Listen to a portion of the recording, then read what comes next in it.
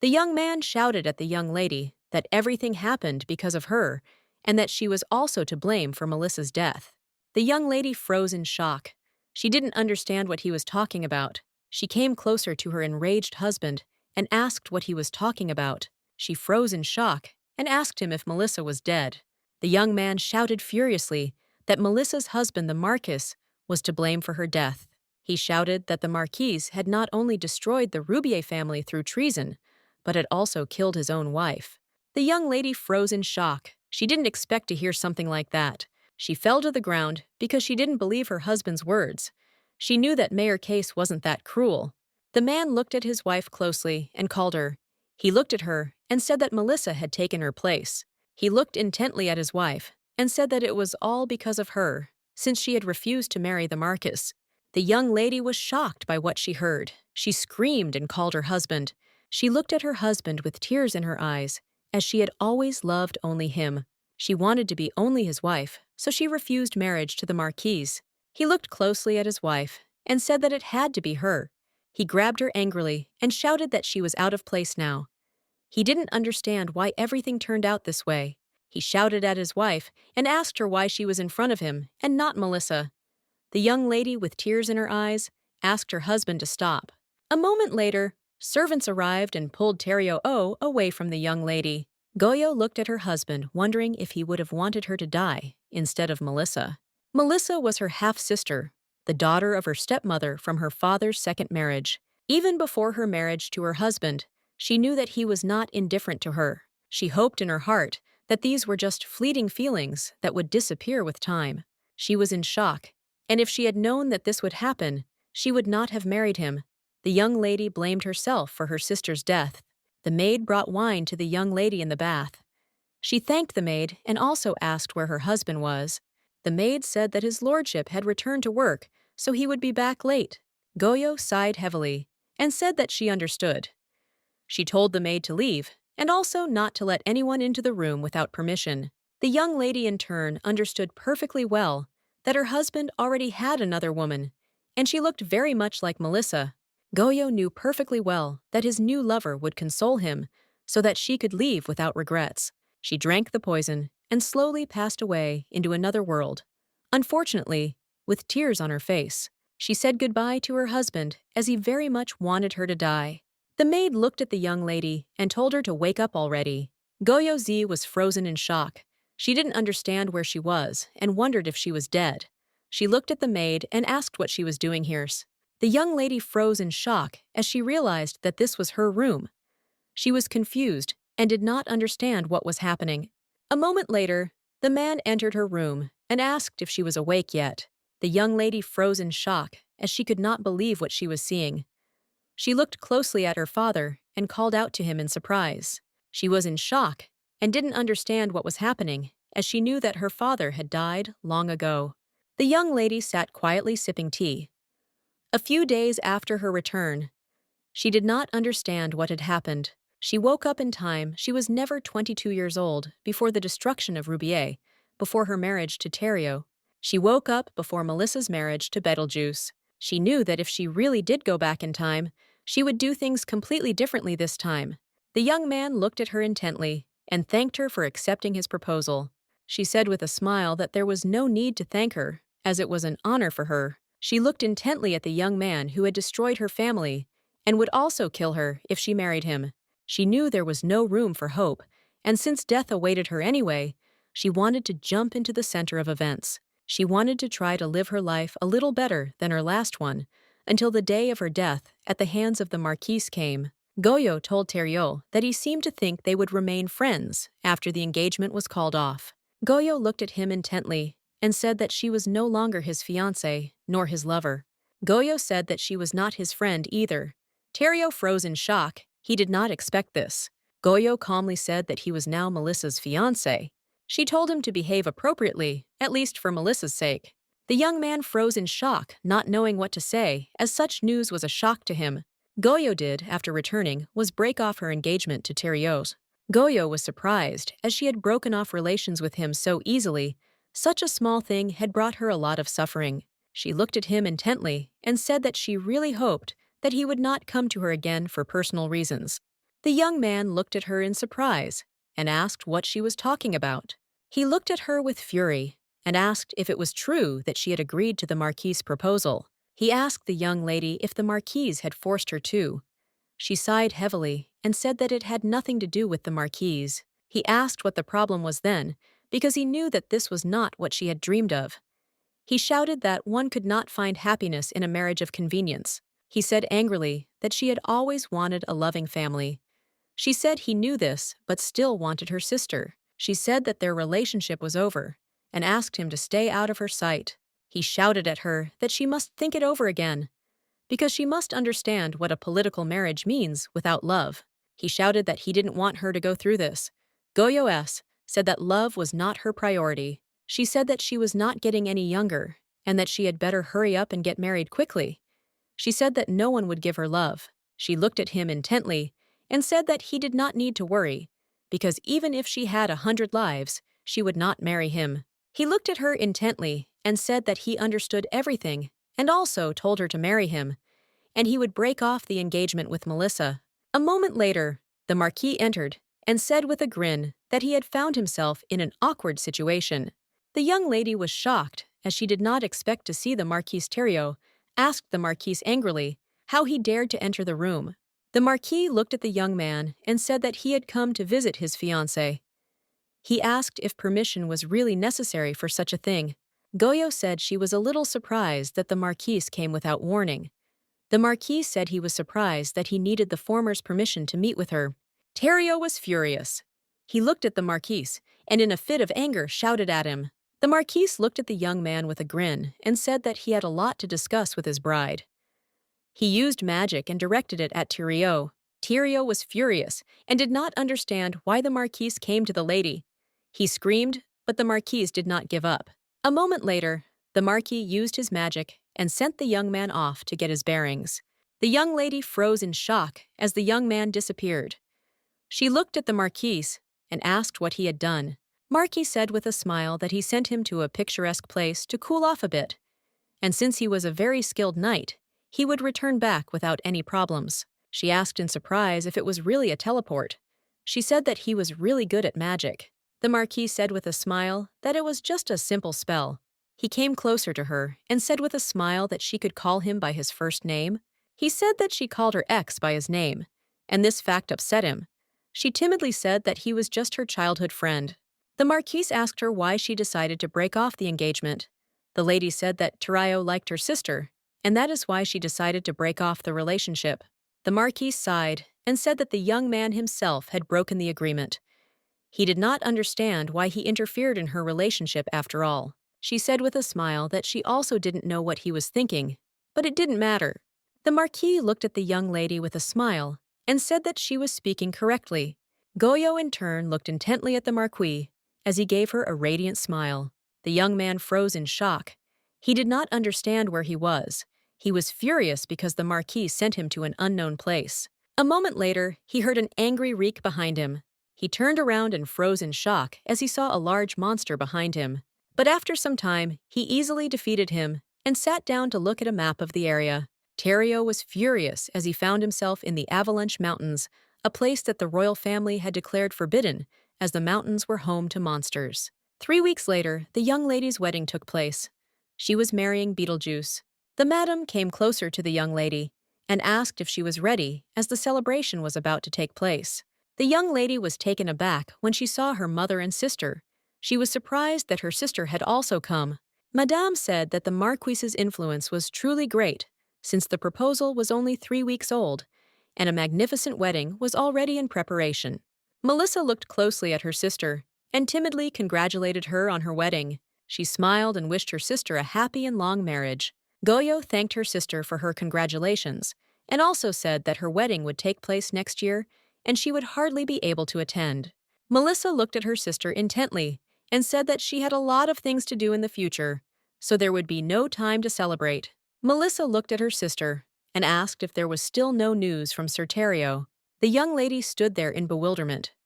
She asked if he hadn't returned from the mountains, yet Melissa said he had sent a message saying he would be staying for a while.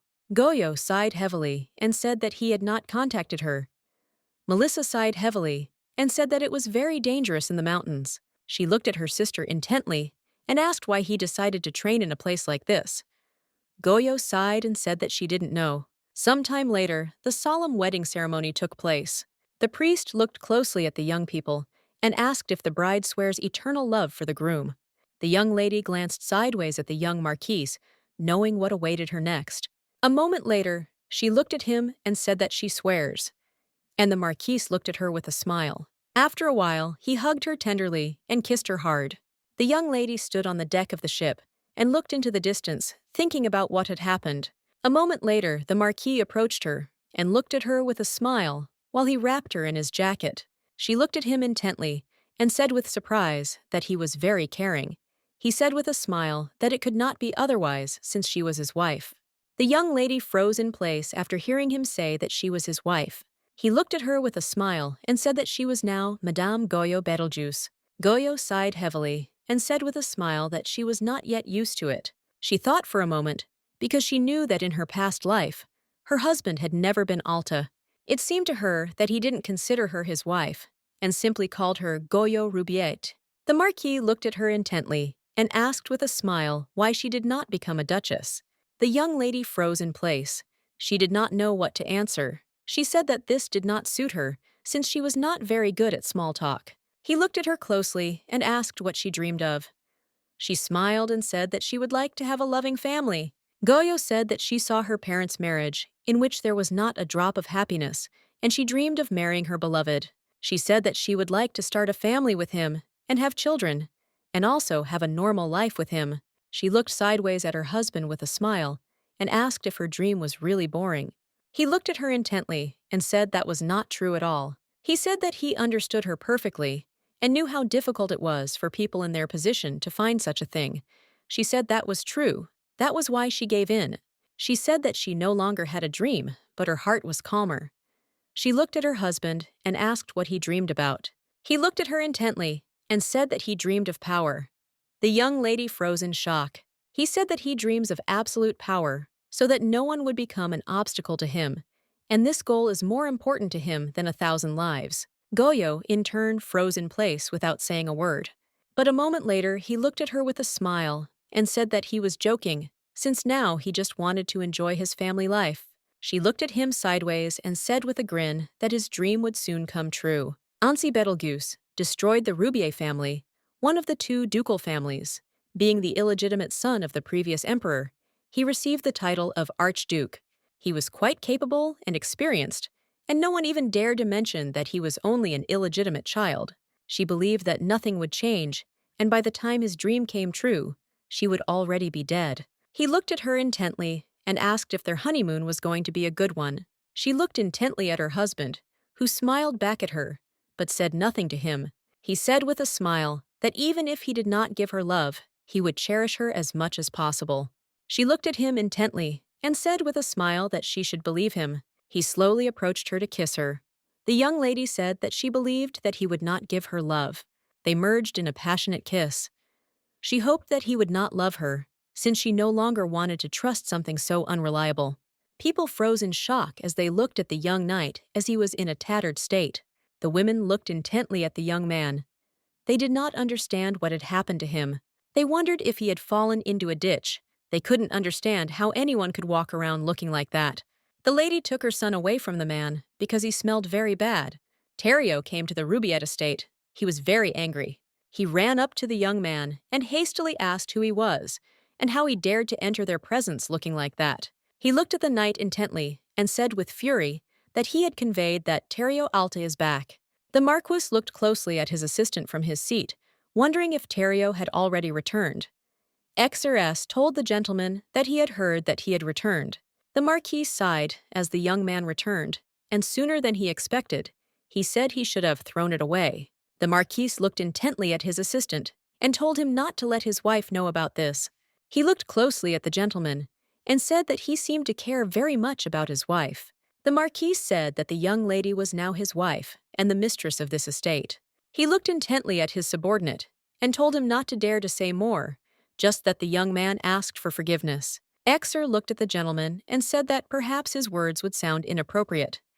He said that he did not know the young lady, but she seemed very honest. The Marquis angrily told him not to bother his head with useless things and to get down to business. He sighed heavily as he realized that nothing had changed. The young lady looked at the garden in surprise. She was struck by its beauty. The Marquis, in turn, watched his wife closely. He asked with a smile if she liked the garden. She said with a smile that she liked everything, and it was as if she was looking at a meadow with jewels. He asked in surprise if she didn't like bright things. He said he hadn't even thought about it, and he should have asked her opinion first. She said with a smile that the brightness of the roses was a little overwhelming, but she didn't hate them. She smiled and said that the gardener must have tried very hard. The Marquis said with a smile that it was his little hobby. She asked in surprise if he had really created the garden himself. She didn't know that such a thing was possible with the help of magic. He said with a smile that magic can make dreams come true and attack someone depending on the desire of the caster. He looked at her with a smile and asked if he should teach her magic. The young lady looked at him in surprise. A moment later, she said sadly that unfortunately she couldn't use it. She said that she tried for a long time as a child, but no matter how much money and time she spent on it, everything was to no avail. She looked at him intently and said that, unfortunately, she didn't think she could learn. The Marquis said with a smile that a man can never be sure that he is capable. He smiled and said that her teachers would have the best poppy in the world. He asked what else she had to worry about. The young lady smiled at her husband and said that she would certainly think about it, and also thanked him for his advice. The Marquis led the young lady to her bedroom and also told her that the room was on the 4th floor and she could use the portal. The young lady was amazed that the portal was inside the mansion, and she found it very convenient. He smiled and said that this was the magician's estate. She looked at her husband in surprise and said, "You have one bed in the room." She asked where his bedroom was. He looked at her in surprise and asked if she really didn't want to live in the same room with him. The young lady looked at him in surprise as she did not expect to hear something convenient. A moment later, she was taken aback and timidly said that it was not so. In her past life, she and her husband had separate rooms, and for this reason, she thought it was normal. He looked at her with a smile and asked if she was okay with a shared bedroom. The young lady said she was okay with it. Goyo understood perfectly well that it was normal for a married couple to share a bed. Goyo looked at him sharply and said that she had no intention of avoiding her marital duties, but she did not want to rush into having children. He looked at her with embarrassment and said that he thought the same as she did. She said that she would then take birth control pills. He looked at her intently and said that there was no need for that, as the pills had side effects. He looked at her intently and said that they had a political marriage anyway, so they could take their time. He came closer to her and said that it was better to avoid anything that could harm her health. The young lady froze in shock and looked at him intently, asking if he was telling the truth. The young lady looked at him intently and said that it was very good that they had talked about everything. Before returning to the past, the Marquis's assistant told him that Goyo had died. The Marquis froze in shock and asked if it was true. Exer said the lady died of a heart attack and was said to have used silverbell extract to lower her blood pressure. He said the problem was with the contraceptive medications, as the combination of drugs had a side effect. He looked closely at the Marquis and said that few people in Dopesh had heard of this. The assistant told the Marquis that it was an accident, and he was very sorry. The Marquis angrily told him to stop saying such things, as it could not have been an accident. The Marquis said that before marriage, her mother's name was Osla Valverde, and she comes from Dopes. The Marquis said that the lady had decided to leave just like her mother. He sighed heavily and said that he had mixed up all the cards. The Marquis said that her body should be taken first, as it was very lucky that she had chosen this method. Exer looked at the gentleman and asked if he thought they would give him the body so easily. The Marquis said that it had to be taken at any cost. Terrio, with tears in his eyes, screamed at his late wife, begging her to wake up and not leave him. The Marquis looked at the young man and asked why he had not taken care of her before it was too late. Marquis told him that he had neglected her before and was extremely disappointed with him. The Marquis looked at Terriot with contempt. He did not understand why Terriot was now grieving. Terrio looked at the measurements and the backside with anger and shouted at him. A moment later, he drew his sword and held it to the Marquis's throat. He shouted that he, the Marquis, was involved in the destruction of her family. He did not understand how he dared to come here. The young man screamed with cold. He wanted the Marquise to go away. A moment later, Murky blocked his attack with magic. The young man looked at the Marquise with anger. He did not understand why he had come to them. The Marquise said with a grin that he would leave here only with the body of the young lady. Terrio looked at the Marquise with anger and asked what he was saying. He shouted at him that he himself did not understand what he was doing. Terrio shouted at the Marquis not to even dare touch her, since the Alt family would not remain on the sidelines. The Marquis said with a grin that it wouldn't matter since they wouldn't bother him. He looked closely at the young lady's body and said that he was very sorry for what had happened, but he had no other choice. A moment later, he used his magic with a smile, and the young lady's body began to float in the air. Terrio was furious. He shouted at the Marquise not to even dare to take the lady from him. The Marquise looked at the young man with a grin and said that he should have thought about everything earlier. The Marquise said that unlike him, he always keeps his word using his magic. He teleported with the body. The young lady and her husband shared a bed and were a little puzzled because she could not sleep. The young lady glanced sideways at her husband, wondering if he was sleeping. She had never shared a bed with anyone before, and it felt strange. She couldn't take a deep breath for fear he would hear. She thought for a moment because she knew that in her past life, she had never spent the night with her husband, even though they were lovers. She knew that the Marquis's politeness was just a mask, but for her, it was not a problem. She only hoped that he would not throw it off until the very end. The Marquis, in turn, sighed heavily, since he also could not sleep. He glanced sideways at his wife, as he understood that it was very difficult for her to fall asleep. He looked at her closely, as he had previously thought that she had been tossing and turning all night. The Marquis slowly stood up and left the room as he had business to attend to. The man sighed heavily as light suddenly poured down on him. He looked at the door in surprise and confusion and asked who had entered. The Marquis looked closely at the Count and asked if he remembered him. The Count was shocked. He asked if it was really the Prince of Annecy himself.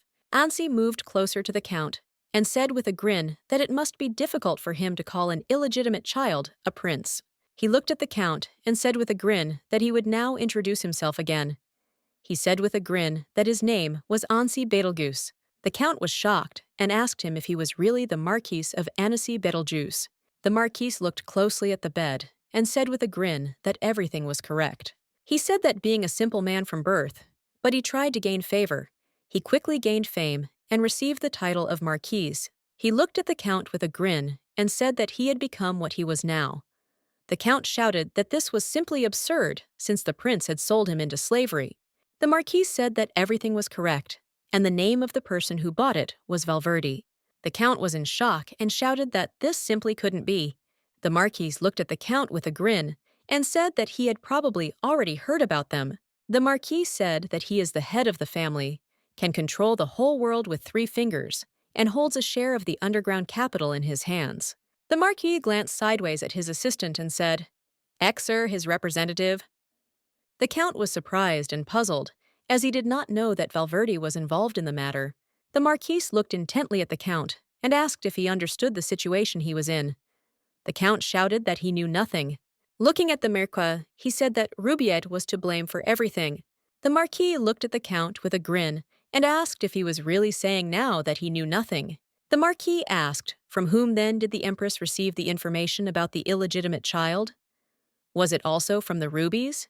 The Marquis said with fury that she had secretly supported the second prince and the first prince, and the Rubies decided to do everything quietly. He said with fury that she then found out about the illegitimate child. He asked who told her about it. The Marquis wanted to know where Mazel was. The Count, in turn, understood that he was now in a hopeless situation. He said that the young man was already dead. The Marquis looked at the Count with fury and said that he still had many teeth left. The Marquis said that if he killed him, he would never know where Mazel was. He shouted that he simply wanted to destroy Elysia out of jealousy, so he told everything to the Empress. The Marquis looked at the Count with fury and asked how he dared to call his mother that the Marquis told the Count to speak more respectfully. The Count was shocked. He shouted that he did not deserve such mockery. He said that the Marquis was able to achieve his position because he sold him to Valverde. The Count shouted that he was now a Marquis, but he could have spent his whole life in the shadows. He did not understand why the Marquise was behaving so vilely. The Marquise looked at the man with fury and said that the title of Marquise was not enough for him. The Count looked at the young man in surprise and asked what he was talking about. The Marquis said that he had always been looked down upon, now he wanted to repay the debt. He shouted that he wanted to become a duke. He looked at the Count with a grin and said that this was not even his final goal. He looked closely at the Count and said that with such a title, he could enter the fight for the throne. He said with a grin that he would succeed if there were no direct descendants left. The Count angrily shouted to the Marquise that he was simply mad. The Count shouted that this was treason. The Marquis said with a grin that this was merely the legal order of succession to the throne. A moment later, the Marquis drew his sword, and looking at the Count, said that he was giving him one last chance. He looked at the Count with fury and asked where the traitor Mazel was. The Count, trembling with fear and looking at the Marquis, said that he was in Albret. He boarded the ship and headed to the port of Porcendo. The Marquis slowly handed his sword to his assistant. Everyone looked at the Marquis in bewilderment. As he was leaving, the Marquis told his assistant to kill the Count. The Count was shocked, as he did not expect to hear such a thing. Looking after the Marquis, he trembled with fear and, taken aback, shouted at the Marquis to stop. A moment later, a terrible cry thundered in the dungeon. Xrp looked at the gentleman and said that he killed the Count.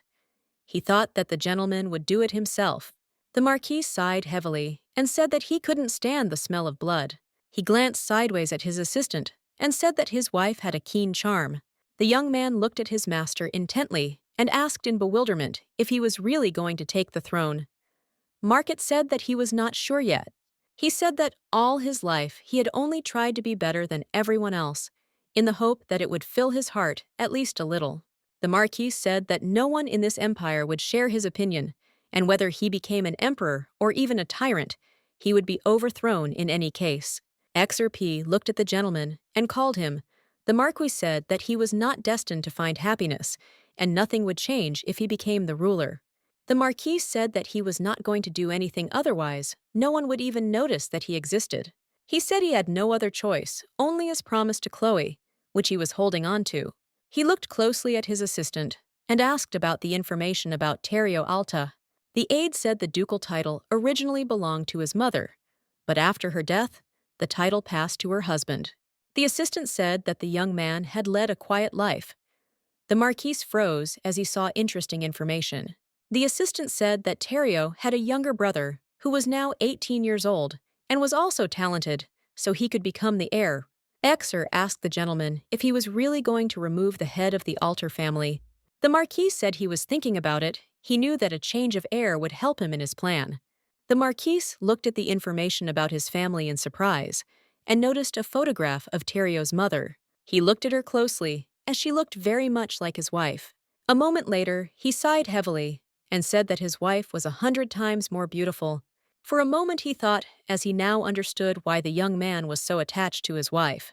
The young lady stood to the side while all the children were having fun and getting to know each other.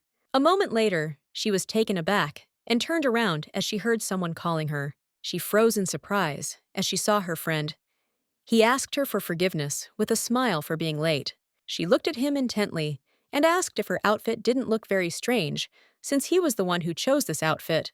He looked at her in surprise and said with a smile that she looked very cute since the modest things suited her perfectly. The young lady looked away from him in embarrassment but did not answer. She felt a little sad because everyone else was wearing fashionable dresses. She wanted to wear something simpler, but she was embarrassed by the extra attention.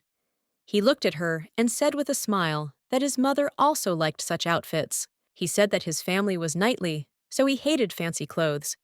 She timidly said that liking beautiful things was not something bad. He said with a smile that she was beautiful, even in simple clothes.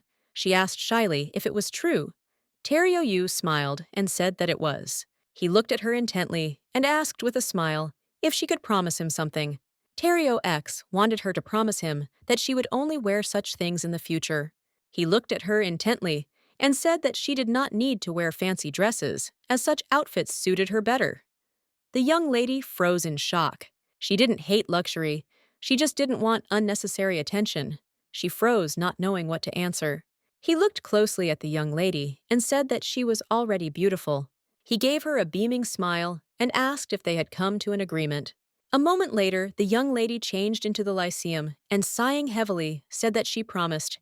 He smiled and said that she had made him a promise. He looked at her with fury and asked why she broke the promise she made to him. The young lady was taken aback, looking at her friend. She did not understand what was happening. A moment later, he was strangling her with fury and asking why she had married the Marquis. He was shouting that luxury did not suit her. He choked her and told her to wear simple clothes. He asked her furiously why she did not keep her word. He shouted that he loved only Melissa, but he married her because of her stubbornness. He was furious because she left him and married another. He screamed that she couldn't do this to him, and he promised to make her unhappy. He screamed that she should return to him. Goyo, in turn, screamed that she did not want to return to him. She woke up shaking.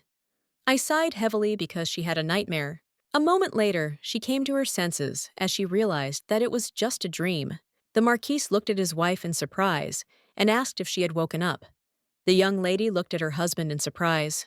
He asked if she had had a nightmare and also apologized for not waking her up earlier. She sighed heavily and said that everything was fine. A moment later, he moved closer to her and hugged her tightly. The young lady froze in bewilderment. The Marquis said kindly that she could push him away if she was against it. The young lady froze in place. She did not push him away, but hugged him in return. Trembling, she said she had dreamed of Terrio Goyo, was excited, but knew she had to tell. She said he tried to strangle her and asked why she had not kept her promise.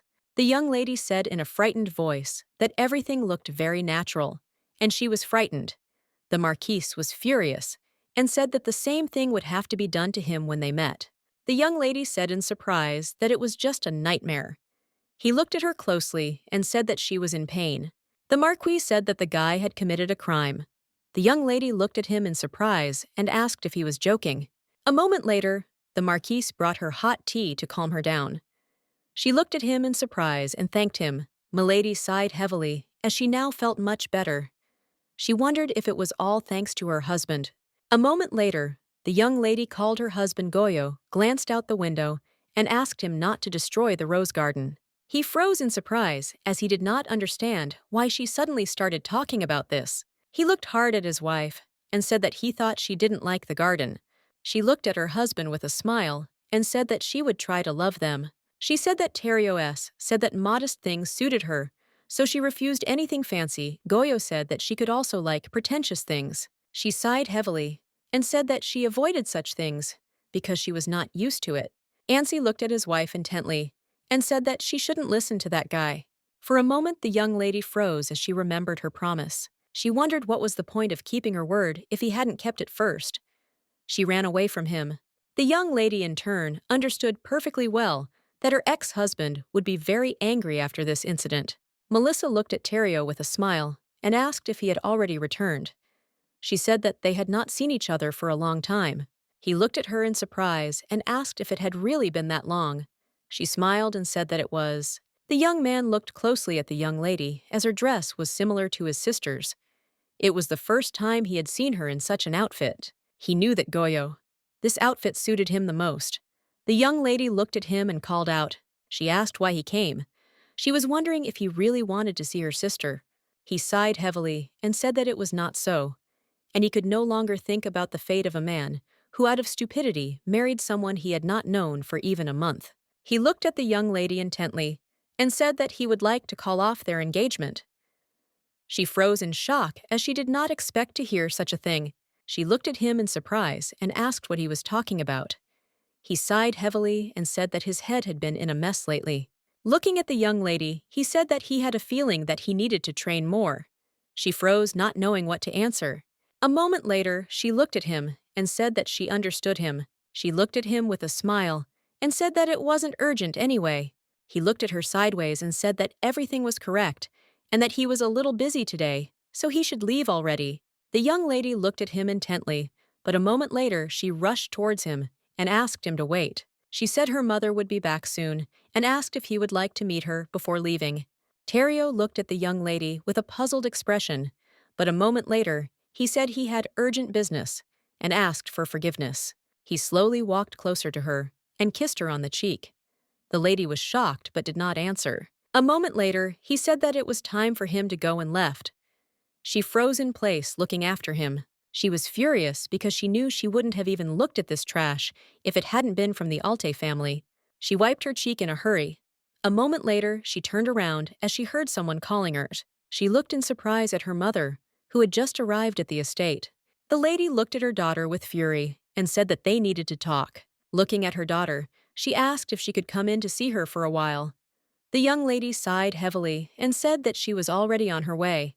The maid looked at her mistress with a smile on her face and asked if she had already woken up. She asked the lady how her trip had gone.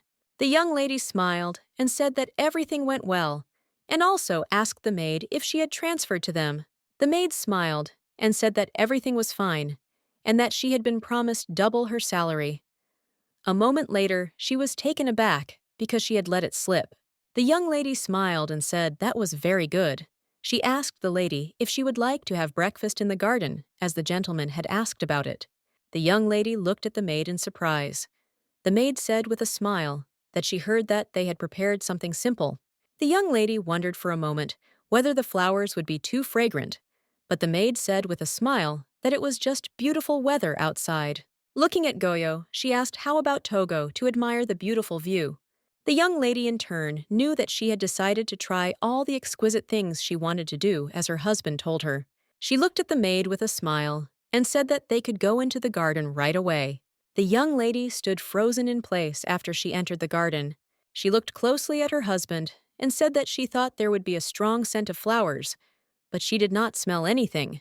He said with a smile that it was magic. The young lady was surprised, as she didn't know that such a thing was possible. He smiled and said that it was easier to answer, which was impossible for him. She said with a smile that he could not be modest. He said with a smile that she was smart. The young lady froze in place as she saw her interesting dish on the table. She looked at the prepared breakfast with bewilderment. She said that for a sandwich, the presentation was a bit strange. He looked at her closely and said with a smile that it was a beautiful and fancy sandwich, just as she herself had said yesterday. He smiled and said that he had experimented a little and tried to decorate the food.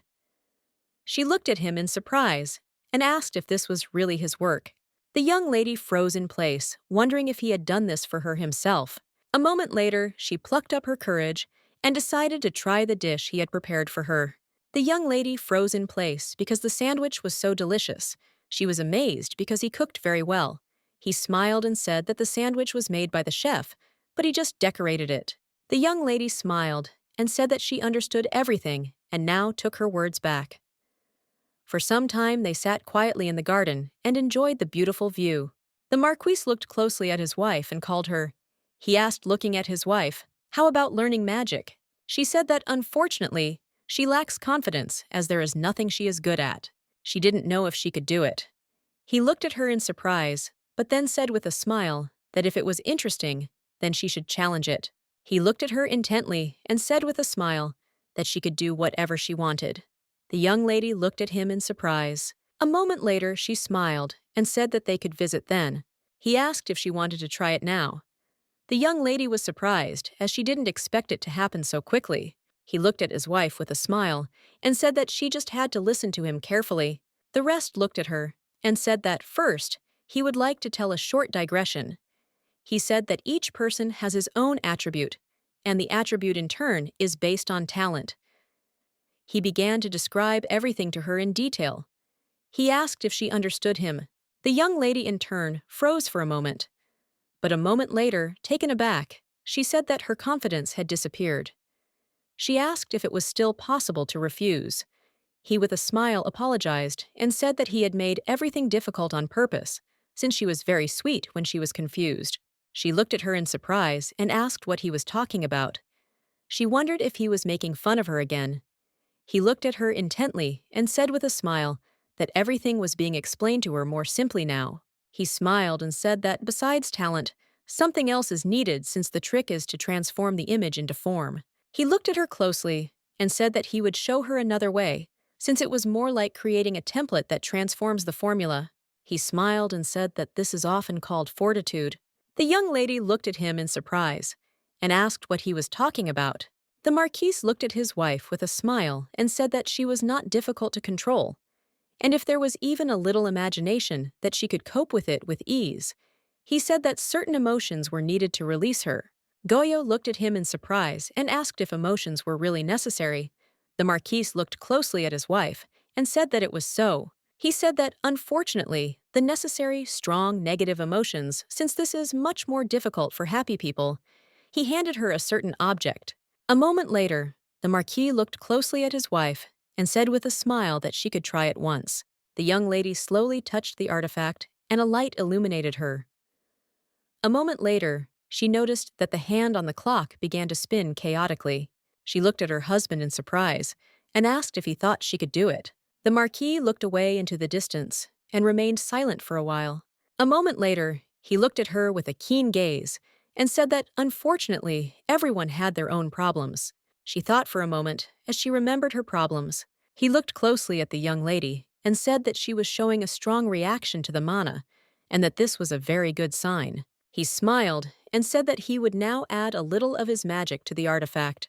She asked anxiously if this was the special feeling he had spoken of earlier. Ansi looked at the young lady intently and said that fire is fear and earth is loneliness. The Marquis said that the wind is fury and there is also water. A moment later, they were enveloped in water magic. Goyo was shocked, as she had never seen anything like it before. The young lady froze in shock, as she did not expect to see something like this. She asked her husband if it really worked. The Marquis smiled and said that everything worked out, and she summoned the spirit of water. But he did not think that everything would work out so easily. He looked at his wife intently and told her to present the form, since in this form he will soon disappear. He looked at her intently and said that she can present anything but something specific. The young lady was alarmed, as it was very unexpected. But having collected her thoughts, she imagined what she wanted to see. The Marquis looked at him in surprised spirit of water, since he saw that he was already transforming into form. A moment later, a beautiful dolphin appeared in front of them. The young lady was amazed by the beauty, as she did not expect to see anything like this at all. She said with a smile that she had done it, and it was just wonderful. He smiled and said that she could give it a name. She looked at her husband and asked if she really needed to come up with a name. She said that it was a lot of trouble. He said with a smile that if she wanted to study physics with him instead, she didn't have to name him. She looked at him sideways and wondered what name to choose. The young lady looked closely at her new friend and went through different names in her head. A moment later, she finally decided on a name, and looking at her husband, said that she called him Vodine. A few minutes later, she clearly said his name, and he began to transform. After a few minutes of transformation, the dolphin appeared in all its glory before the young people. For a few more minutes, he cruised near them, but a moment later, he disappeared. The young lady was surprised that he disappeared so quickly. The Marquis looked closely at his wife and said with a smile that he appears when she calls his name. He smiled and congratulated her, since she met a spirit for the first time, and it is a great honor. The young lady, with a pale face, looked at her husband and asked if it was true. A moment later, she lost consciousness and slowly fell. The Marquis was in shock, as he did not expect anything like this. With lightning speed, he caught his wife and quietly asked if she was okay. The young lady, in turn, thanked her husband for having managed to catch her, as her legs suddenly gave way. He looked at her with concern and said that summoning a spirit takes a lot of energy. He said tenderly that it would be better for her to rest now, and he would take her there. She smiled and said that she could go herself or ask the servants. He smiled, looking at his wife, and said that he might be jealous. The young lady sighed heavily and agreed with him. He smiled and said that she should hold on tighter. She looked at him in bewilderment, as she did not understand what he was talking about. A moment later, the Marquis, with the speed of lightning, lifted his wife into his arms and looked at her with a smile. The young lady froze in shock, as she did not expect such a thing. In a hurry, she asked him to stop. He looked at her with a smile and said that he would never get tired of admiring her embarrassed face.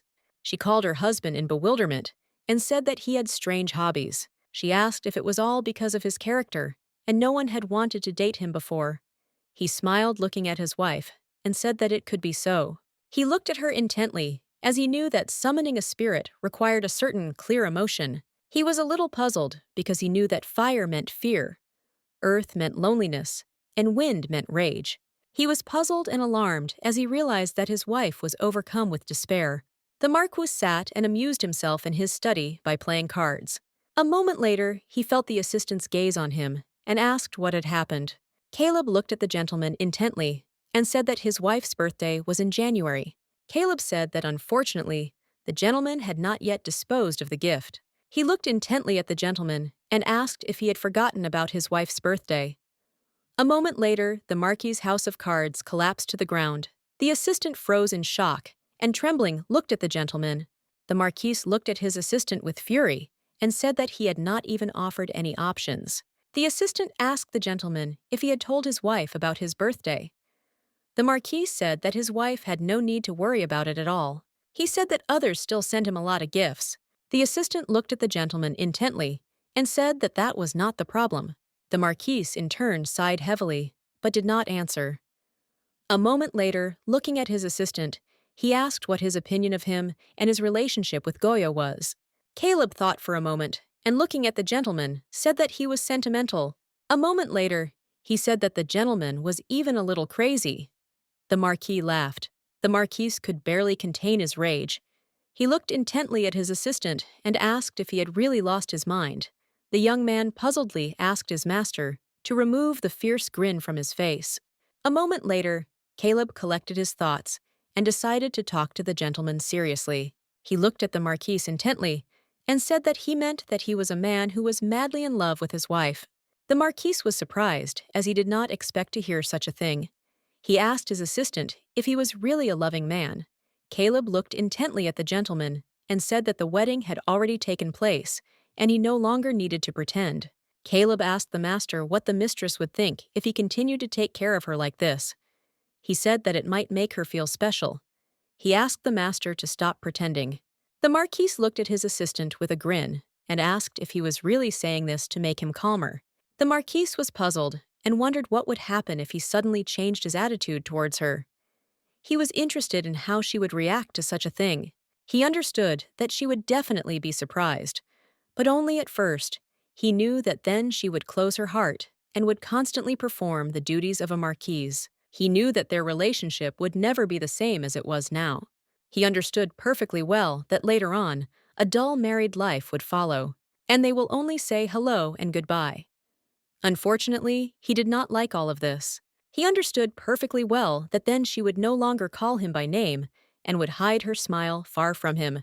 He sighed heavily and said that this would not happen. The young man looked at the gentleman in surprise, as he did not understand his reaction. For a moment, he thought, as he had never met anyone with such a gentle nature before. He understood that, unfortunately, she was stingy with emotions, and that made her seem a little cruel. But he constantly saw the despair that she hid so deeply inside herself. He looked intently out the window as he saw his beautiful wife in the garden. He had obsessive thoughts while looking at the young lady. He wanted to immediately grab her and hug her tightly, and also kiss her passionately. The Marquis turned his gaze away from his wife, sighed heavily, and said with a gentle smile that this was not at all like him. Caleb looked at the gentleman intently and said that everything was correct, and it was very surprising that the very same devil of the battlefield was capable of such a thing. He looked at the master with excitement and said that the allies were terrified by his mere glance. The Marquis turned around and looked intently at his assistant. He in turn shuddered. The Marquis looked closely at his assistant and asked if he really spoke ill of him so often. The young man looked closely at his master and asked for forgiveness, and also said that he was wrong. Caleb understood perfectly well that the master did not want to admit it, but he knew that he had better stop running away. He looked at the gentleman intently and wondered if he realized that he had looked in love for a long time. Meanwhile, the young lady practiced incessantly with her new friend. She looked at him with a smile and said that he should put out the candle. Her friend slowly carried out the order. The young lady was surprised, as she did not expect such a thing. A moment later, looking at her friend, she praised him with a smile. A moment later, she looked closely at her friend as he swirled into a whirlwind and disappeared. She collapsed onto the sofa and sighed heavily, as she knew that even a short call took a lot of energy. Goyo remembered that her husband said that it required a lot of concentration as well as endurance. She sighed heavily, knowing that this was her limit for now. She thought for a moment and wondered what kind of feeling was required to summon her spirit. It was very interesting, but at the same time sad, since her husband did not say anything. The young lady thought for a moment and remembered her husband since the first time he made a completely different impression. But she understood perfectly well that he was the one who would kill her in the future. Terrio was very angry before returning to the past, because something that belonged to him was taken away from him. He knew that the Grand Duke had come and taken the body of his wife. He was angry and knew that he had to find it, no matter what the cost. The knight looked closely at the gentleman and said that they would immediately catch the Duke since he was heading for the mountains. He looked closely at the soldiers and said that the second-level soldiers and below O would remain in the estate and the first-level special forces would go with him.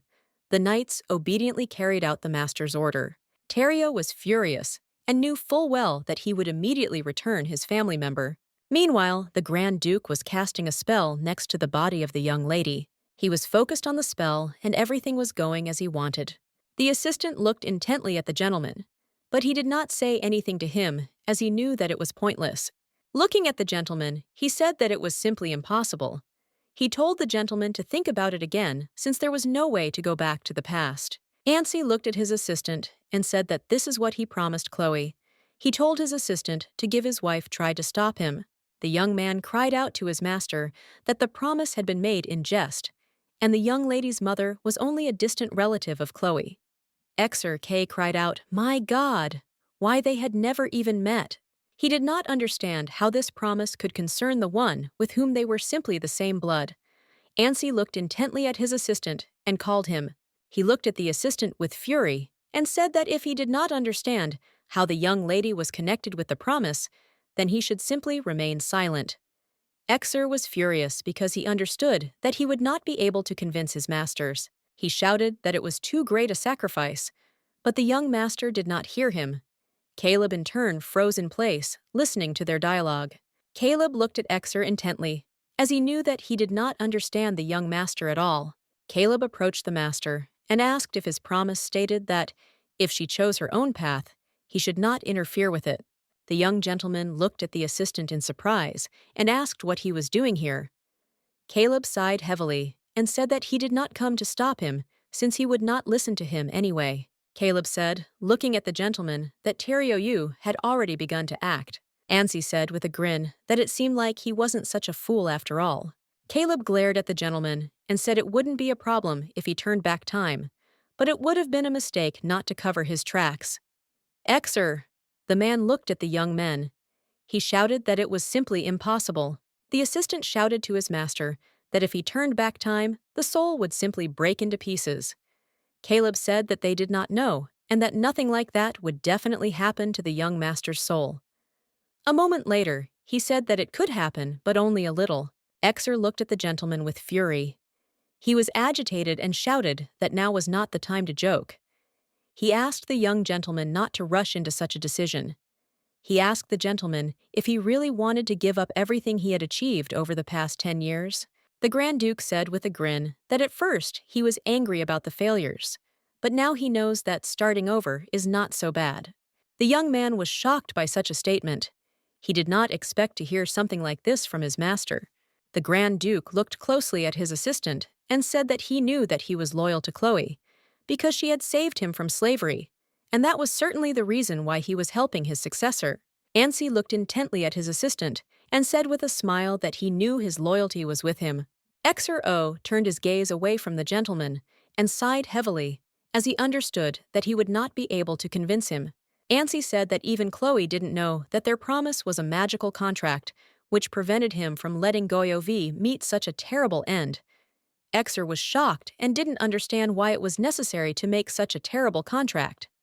Ansy looked intently at the young man and said with a smile that they could call it childish naivety. Caleb stared at them but didn't answer. Exer, in turn, screamed he didn't understand why the young master had acted so recklessly. The assistant shouted to his master that breaking the terms of such a contract could result in death. The young master said with a smirk that he is not dead, and there is a way back. That is why he is still alive. He said that if he were not there, this situation would not have even arisen. The Grand Duke glanced sideways at his assistant and asked if he really thought it was so impossible. The young men looked intently at the Grand Duke. They did not answer him because they understood that he was right, and they could not convince him otherwise. He sighed heavily and said that he did not feel any sense of satisfaction at all after becoming a marquis and a duke. He said that this emptiness could not be filled even by receiving the throne. He smiled a soft smile at his subordinates and said that he had better leave it at that. A moment later, he finally finished the spell. He looked closely at the body in front of him and said with a smile that the time had come. Caleb walked slowly up to the gentleman and called him. He smiled and told the gentleman that his temper was so bad that he was completely exhausted. Caleb told his master that he had wanted to strangle him with his own hands many times. He smiled and told the gentleman that it was still a great honor to serve him, and they would see each other in the futures. Ansi looked at his subordinate with a smile and said goodbye to him. A moment later, the spell began to take effect, but suddenly they heard a noise. Teriozi froze in place in shock as he saw his wife and the Grand Duke next to her. He was furious because he saw the haughty grin of the Grand Duke. With the speed of lightning, he ran up to him in order to have time to take the young lady. But his attempts were in vain as the spell began to work, and so the clock hands turned back. The young man was drowning, going deeper and deeper. He looked intently into the distance, as if he had seen light on the surface. Anasi Solaris, a child born under the witch moon on the day of the most powerful magic in the year. 1000. A child of the witch moon is usually weak and dies quickly. But this child was different from others. And a real demon was born to people, and even the curse of the witch's moon did not suit him. Then he brought with him a fateful, powerful, and dangerous force. There was no one in the world who could threaten his life. He understood perfectly well that he had no strength left for a second return to the past. If everything went well, he would have no memory of this, even if the spell was his. Ansi knew full well that all the memories would remain with the young lady, as would the choice of which path to take when she returned.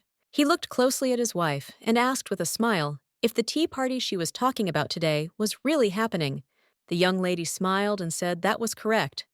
Goyo said that she wanted to try it since it was free. She smiled and said that the event was being organized by Viscountess Ellie Vermis.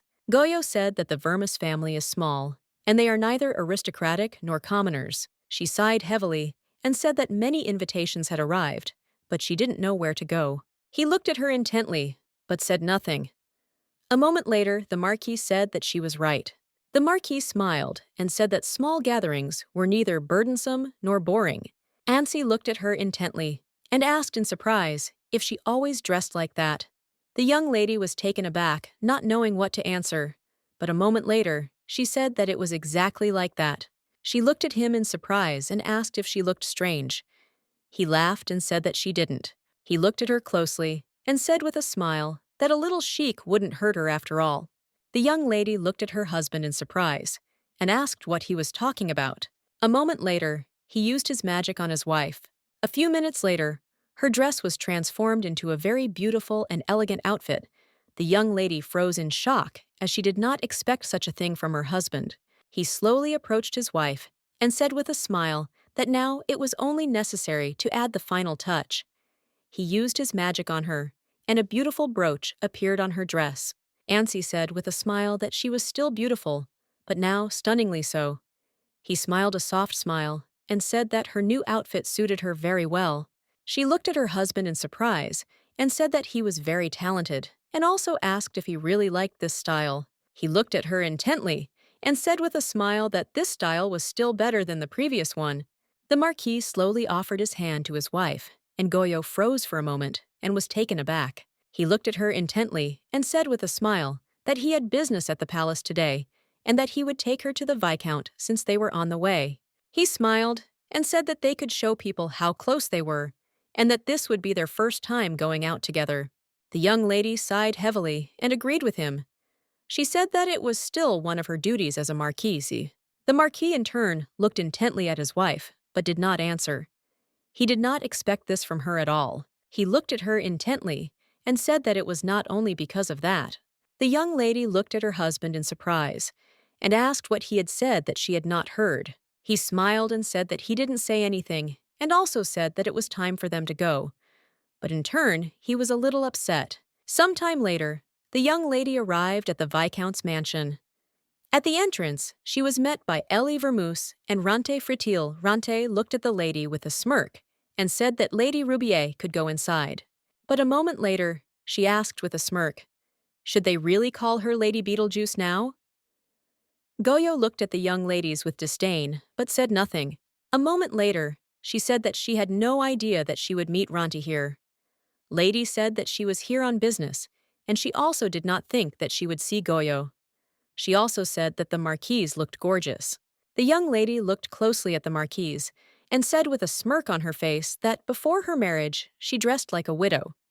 She asked with a smirk where such changes came from.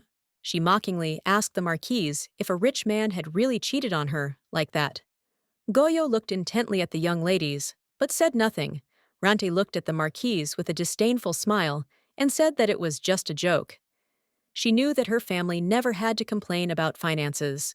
The marquise, in turn, looked intently at the young ladies. She understood that if she had known that the young ladies would be here, she would not have come. Goyo Z Nala that Rante, a well-known member of the conservative faction, and she was also declared the heir to the marquise. Goyo looked intently at the young lady.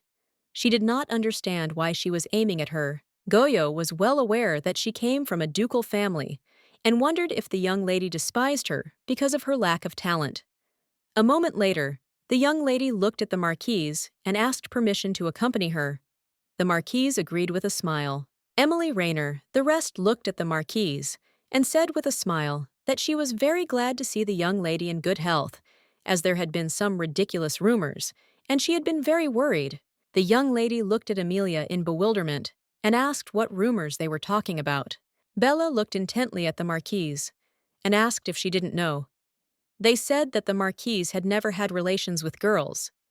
Emily said with a smirk that there were many here who had been rejected by him.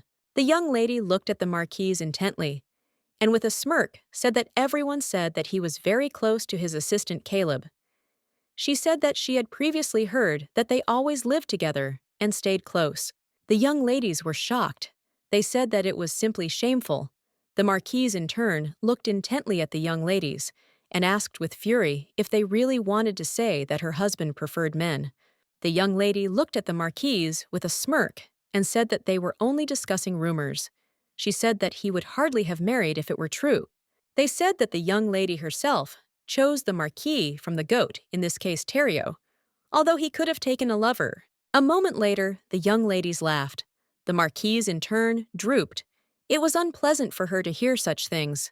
The young lady looked at the marquise intently and said with a grin that she had exaggerated a little. She asked the marquise if she would tell her husband about this. The young ladies looked at the marquise intently and said that they were just joking. Goyo, looking at the lady, said that, of course, she would tell everything. The young lady looked at the marquise in surprise and asked what he was talking about. The marquise, in turn, said that they were now making fun of the marquise, and it now looked more like they were invading his privacy. She said that perhaps it made sense to go to court. Rante jumped up with the speed of lightning and glared at the marquise. Goyo looked intently at the young lady. She knew that she usually kept her temper under control.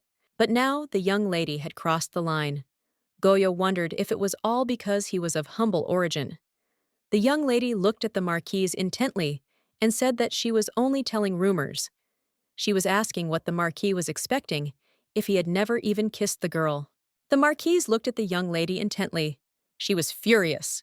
A moment later, the marquise sighed heavily and said that it was necessary to know Maru. She said that she was leaving right now since she had nothing more to discuss with them. The young lady looked at the marquise with disdain and asked if she really thought her family would be afraid of an aristocrat from the common people. The marquise looked at the young lady with fury and calmly asked if her father was as brave. The young lady was surprised. Her friend asked the marquise to wait. She asked if they would not become enemies if she brought his case. The marquise, in turn, looked intently at the young ladies, who were not themselves. The young lady looked closely at the marquise and said with a grin that she seemed to have forgotten something. The lady with the speed of lightning picked up the cup of tea and poured it on the marquise, and also told her to take the tea with her. Goyo was in shock as she did not expect this. She closed her eyes, but when she opened them, she noticed that there was no spilled tea on her. She froze in shock as she did not understand what had happened. The young ladies were alarmed because they did not expect to see something like this. They called their friend because they were worried about her. The Marquise in turn froze in place in surprise as she saw her spirit. She was very glad that he helped her, since she did not expect anything like this at all. A moment later, she looked sharply at the young lady who was glaring at her. The young lady looked angrily at the Marquise and said that the Marquise was so protective of his bride that he even gave her an artifact. Goyo froze in place and wondered if the lady was talking about Vodun now. She looked at the lady with fury and contempt and said that apparently the tea was not meant for her. Goyo Z wondered if the young lady had mistaken the spirit for the artifact's effect. She thought that spirits were a very rare phenomenon. The young lady looked at the Marquise with fury and said that she would not leave it alone. The Marchioness looked at the lady intently and said that she in turn would remember how the young lady had treated her. A moment later, the young lady told her friends that they were leaving. Emilia looked at her friend intently and asked her to stop. The Marquise in turn looked at them intently, but did not answer. The young lady looked closely at the Marquise and asked her to take care of herself. The Marquise thanked the lady. The lady looked at the knights and told them to escort the Marquise home. As she was leaving, the Marquise turned around because she heard someone calling her. A moment later, she saw the knight sighing heavily. He looked intently at the young lady and apologized for disturbing her. The knight said with a smile that his name was Rajan Eliam. The young lady looked at the knight in bewilderment as she did not understand what was happening. The young man looked at the Marquise and asked what was wrong with the guy. She smiled, looking at the young man, and said that this girl. She said with a smile that she was very glad to meet you. The young man froze because he did not know that the knight was a girl. The Marquise in turn understood perfectly well that she looked more like a guy. She looked at Rajan in surprise and asked what she wanted. Rajan looked at the Marquise with surprise and confusion and asked if she had just used magic. She said that she had been very interested in magic since childhood. The Marquise was surprised, as she did not expect such a thing. Rajan looked at the Marquise intently and asked if they could talk for a bit. Goyo looked at the knight in surprise, as she had not expected this at all. Some time later, they returned to the Marquise estate. The young lady in turn showed her magic. Rajan Z froze in place with happiness as she could witness magic with her own eyes. The Marquise looked at her intently and said with a smile that it was a water spirit and his name was Vodun. Rajan was amazed. She said that they were the first to see a water spirit, and it was very beautiful. The Marquise said with a smile that now his maximum is to extinguish the candles. She looked at the Marquise and asked what about the fact that he protected her from tea. The Marquise laughed and said it was true. A moment later, they were looking at each other intently, spirit that hovered in the air. She sighed heavily and said that she did not know how to make it stronger. Rajan S said that she heard that they were capable of even high-level magic. Marquise looked at the knight intently and said that she heard that they don't grow without a reason. Regina looked at the Marquise intently and asked how about Togo participating in the hunting competition. Looking at the Marquise, she said that in February, the Roman forest would be opened by the royal family. The Marquise looked at her in surprise and said that she was not a knight and had never done such things. She smiled and said that anyone could participate and that you didn't have to be a knight. She said that it would be great to just explore the area, as there were many beautiful places there that crowds of people came to admire. The Marquise thought for a moment and said that she would think about the proposal. Rajan looked at the Marquise intently and said with a smile that if she did participate in the competition, she would come every day and support her. Goyo looked at her in surprise, as she knew that this was her personal time. Rajan said with a smile that everything was fine, and she was a free knight, so she had no restrictions. Rajan Wu smiled and said that she had an official status, but stupid rumors started spreading, so she had to refuse. The Marquise looked at her in surprise. She smiled and said that because of her appearance, she is popular with girls, and they mistake her for a man. And when the truth is revealed, they disappear. But unfortunately, they are a little crazy. The Marquise looked at the young lady and laughed in a way she did not expect. A moment later, the Marquis returned to the estate and was greeted by his servants. He looked closely at his subordinates and asked if his wife had returned. The servant looked intently at the Marquis and said with a smile that his wife had returned, and ahead of time with a guest, and they were now in the living room. The Marquis looked at the servant in surprise and asked which guest he was talking about. They said that his wife had returned with a handsome knight. The servant said that he had not seen the uniform look so good on someone in a long time. The Marquis froze with bewilderment on his face. He was puzzled and did not understand what was happening. But a moment later, he still hurried to his wife. He approached his wife and said that it was not good to have affairs right in front of everyone. Goyo was taken aback, as she did not understand what he was talking about. She did not expect to see him so soon. She looked intently at her husband and called him. The young lady in turn timidly called her husband as she saw his evil gaze on the knight. A moment later, she was puzzled, told her husband, that the knight in front of him was this girl. Rajan looked at them with a timid smile and said that this happens to her all the time. A moment later, she stood up and looked at the Marquis with a smile. She said that this was their first meeting. A moment later, she introduced herself. The Marquis in turn froze in place from shock, as he did not expect such a thing. Looking intently at the knight, he remembered the count whom he had recently killed.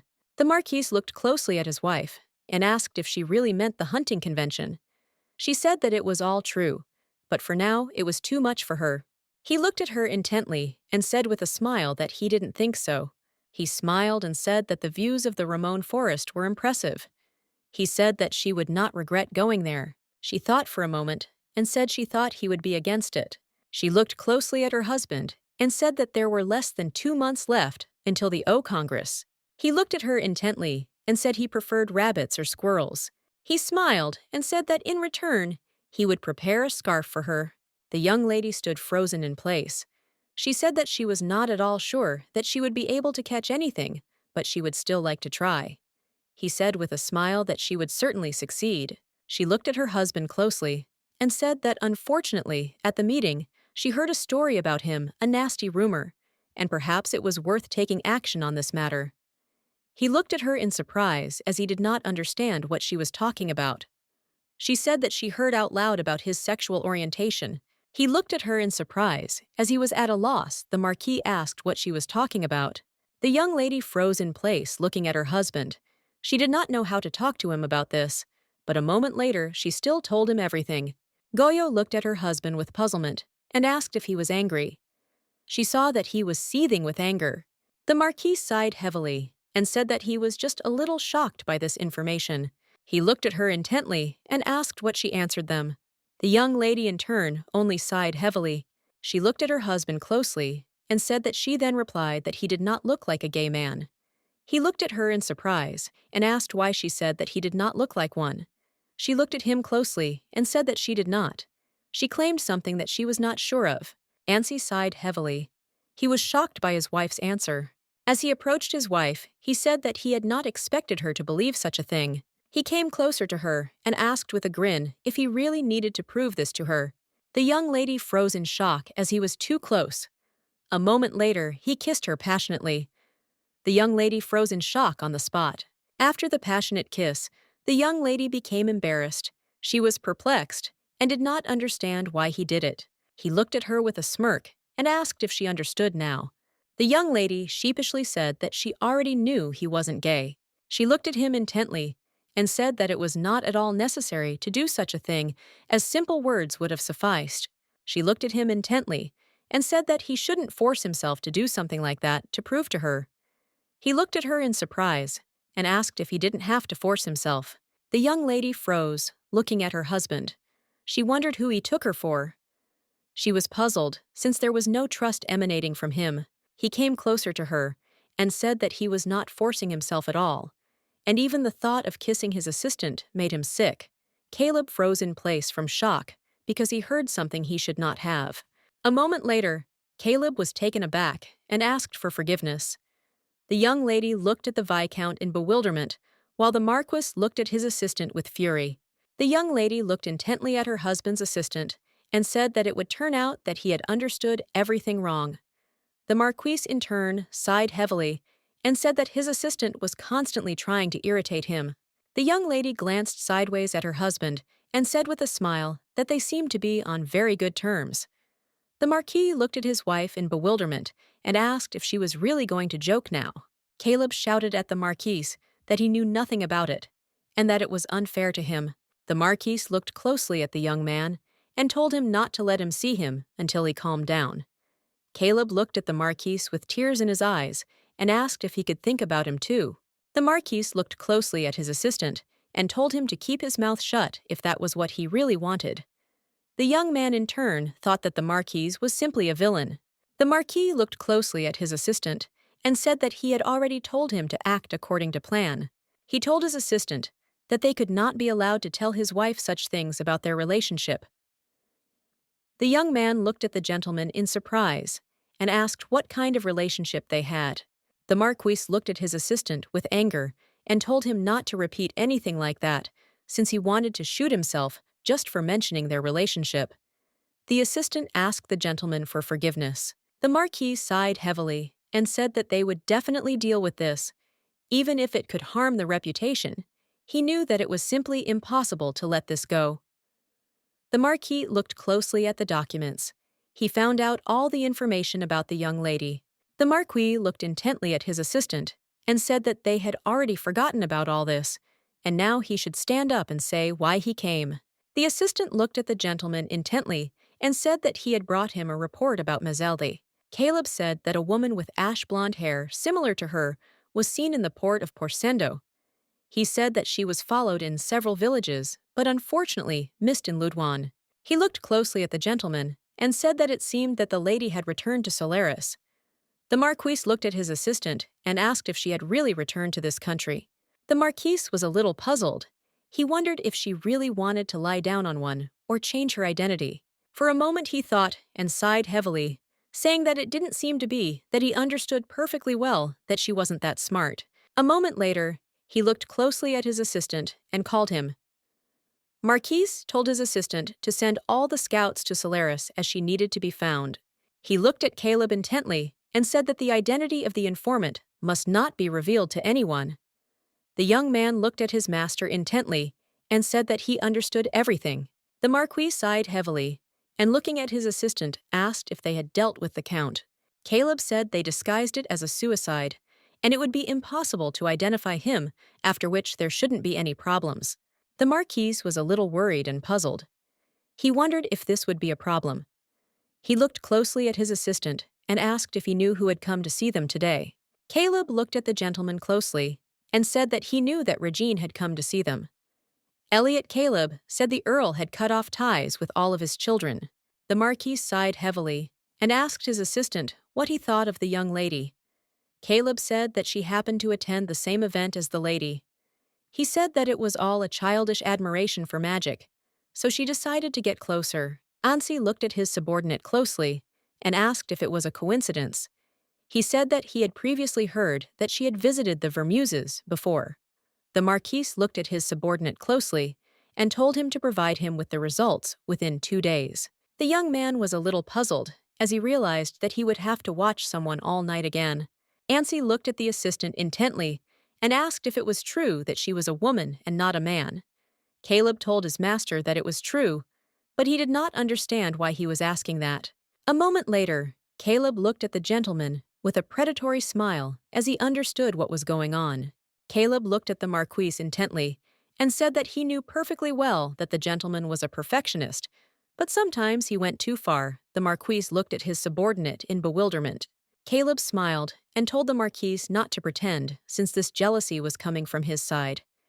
He said with a smile that he was afraid that rumors would spread if someone noticed this. The Marquis looked at his subordinate in surprise and asked what he meant by this. The young man looked intently at the gentleman and said with a smile that the gentleman loved his wife. The Marquis looked at his subordinate in surprise and asked if he had gone crazy. He told him not to make anything up, since this definitely didn't happen. The Marquis said that he felt the same way about his wife as he did about Lucullus. Everything would end when the time came. He told his subordinate not to talk about such nonsense. The young man said with a smile that he had no idea that their Marquis wanted to kiss Lucullus. A moment later, the Viscount was taken aback as he realized that his master was very angry. The Marquis, in turn, looked at his subordinate with rage for such words, and he asked for forgiveness. The young lady looked at the miss intently and called her. She thanked her with a smile for coming. Regin looked intently at the Marquise and thanked her with a smile for the invitation. The Marquise smiled and called her new acquaintance into the living room. The Marquise smiled and said that she had decided to take part in the hunt, but was a little worried because she didn't know what she should do.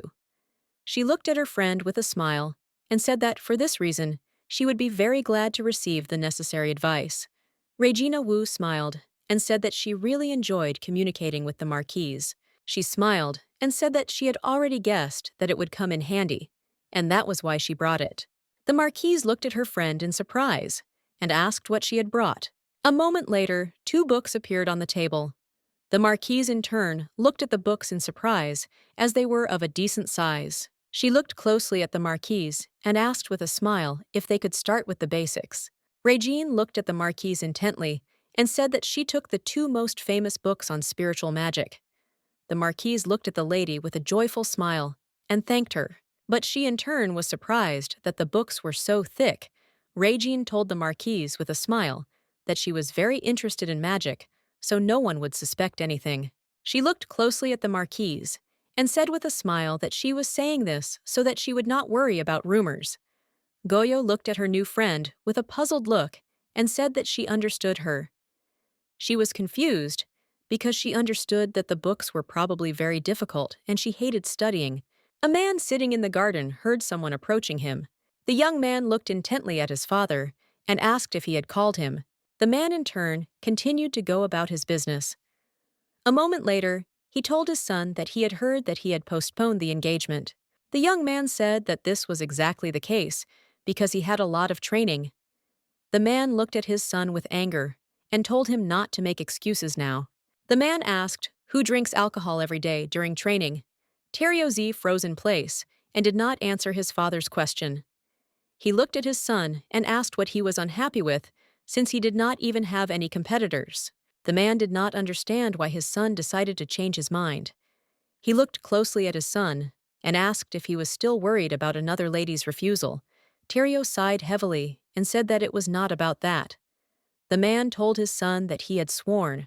He looked at his son and said that he did not intend to wait long, since he had no business with this family after the death of his mother. He looked at his son closely and said that he wanted to get rid of the position of head as quickly as possible.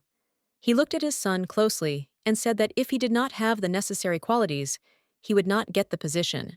The man said that he would never hand over the title to a useless person who couldn't even handle his own family's affairs. He looked intently at the young man and asked if he understood him. Terio sighed heavily, and looking at his father, said that he understood everything. The Duke told his son that he was giving him until April. He told his son that he must marry Melissa, and no more delays. He told his son to remember this. Terio looked angrily at his father and said that it was his business. The Duke looked angrily at his son and said that it was not so, since it was the business of their entire family. He said that if he did not cope, the title would go to his brother. The young man was furious. He angrily hit the wall with his fist. The butler looked closely at the young gentleman and asked if he was all right. Terio sighed heavily and said that he was fine, only his head hurt a little, and lately he had been tormented by nightmares. The Marquis looked at his subordinate and introduced his wife to him. Exer looked intently at the lady and with a smile said that he was glad to meet her, and he also introduced himself to her. The young lady looked at the young man intently and said with a smile that she was glad to meet him, and also said that he could call her by her first name. She looked at her husband and said that she had previously thought that only the Viscount was helping him. The Marquis said that he was a young man, a little shy with strangers, and therefore he decided to introduce them to each other a little later. Ansi smiled and said that today he would teach her the basics of spiritual magic, and he would also teach her hunting tricks. Ansi looked intently at his wife and said that, from now on, Regine can waste my time on such things. The young lady looked at her husband closely and said that this was his estate, so she would adhere to his instructions. She also asked his forgiveness for inviting a guest without the owner's permission. The Marquise was taken aback and said that was not the case. She looked at him in bewilderment, but he did not answer. A moment later, the young lady called upon her magic and called her friend. The young man, in turn, watched the young lady closely. He looked closely at the spirit that the lady summoned and said that he was still small and that he was in the stage of infancy. He looked closely at the young lady and said that usually these perfumes develop quickly. X or S told the Marquise that her spirit body was too small and that she would have to use tricks when hunting rather than attack head-on. The young lady looked at him in bewilderment and asked what he was talking about. He looked at her closely and said that she could, for example, cover her head with water and suffocate the victim or block her vision. He said that there were quite a few effective methods. The young lady looked at the young man intently and said that this was very cruel. He sighed heavily and said that hunting is hunting and there is no other way. The young lady in turn sighed heavily and said that she understood everything. He looked at her in surprise and asked if something was wrong. The young lady was taken aback and timidly said that unfortunately she had never hunted. She looked at the young man intently and said that she needed to practice. He came closer to her and said that everything was correct and that she needed practice in this matter. A moment later, she used her magic as he directed. The young man looked at her intently and said that she needed to direct the energy to her fingertips and concentrate. The young lady, breathing heavily, said that she understood him. She was excited and did not know if she could do it. The young man, in turn, looked intently at the lady. He froze because he saw Miss Chloe in her.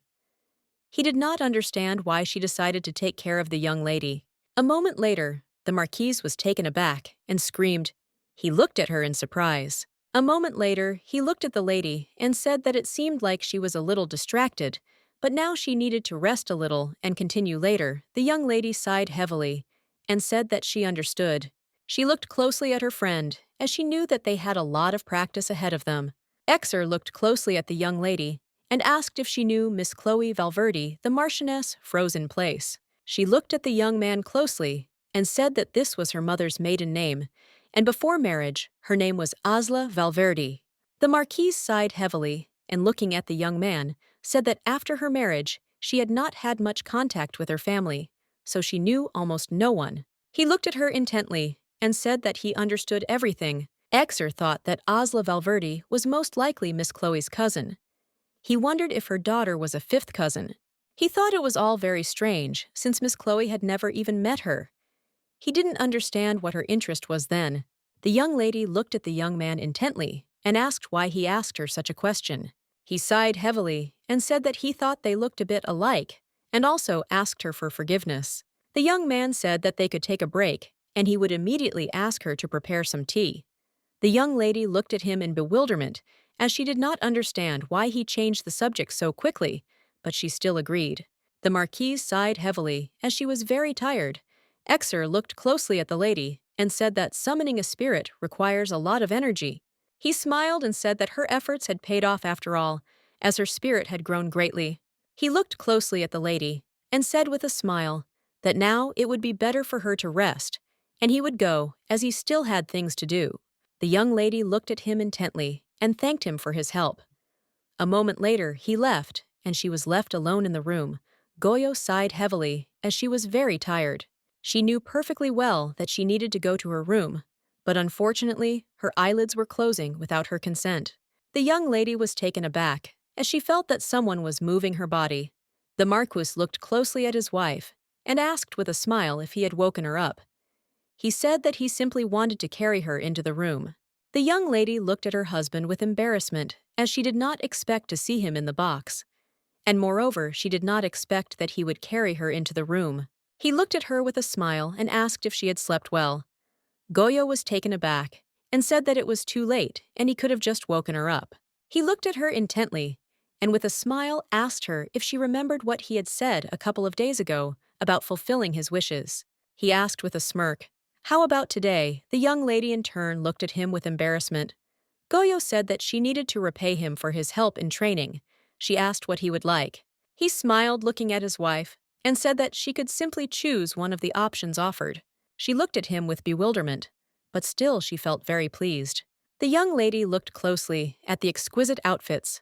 The Marquis, in turn, looked at his wife with a smile. He said that she could choose. Goyo frowned for a moment as she faced a difficult choice.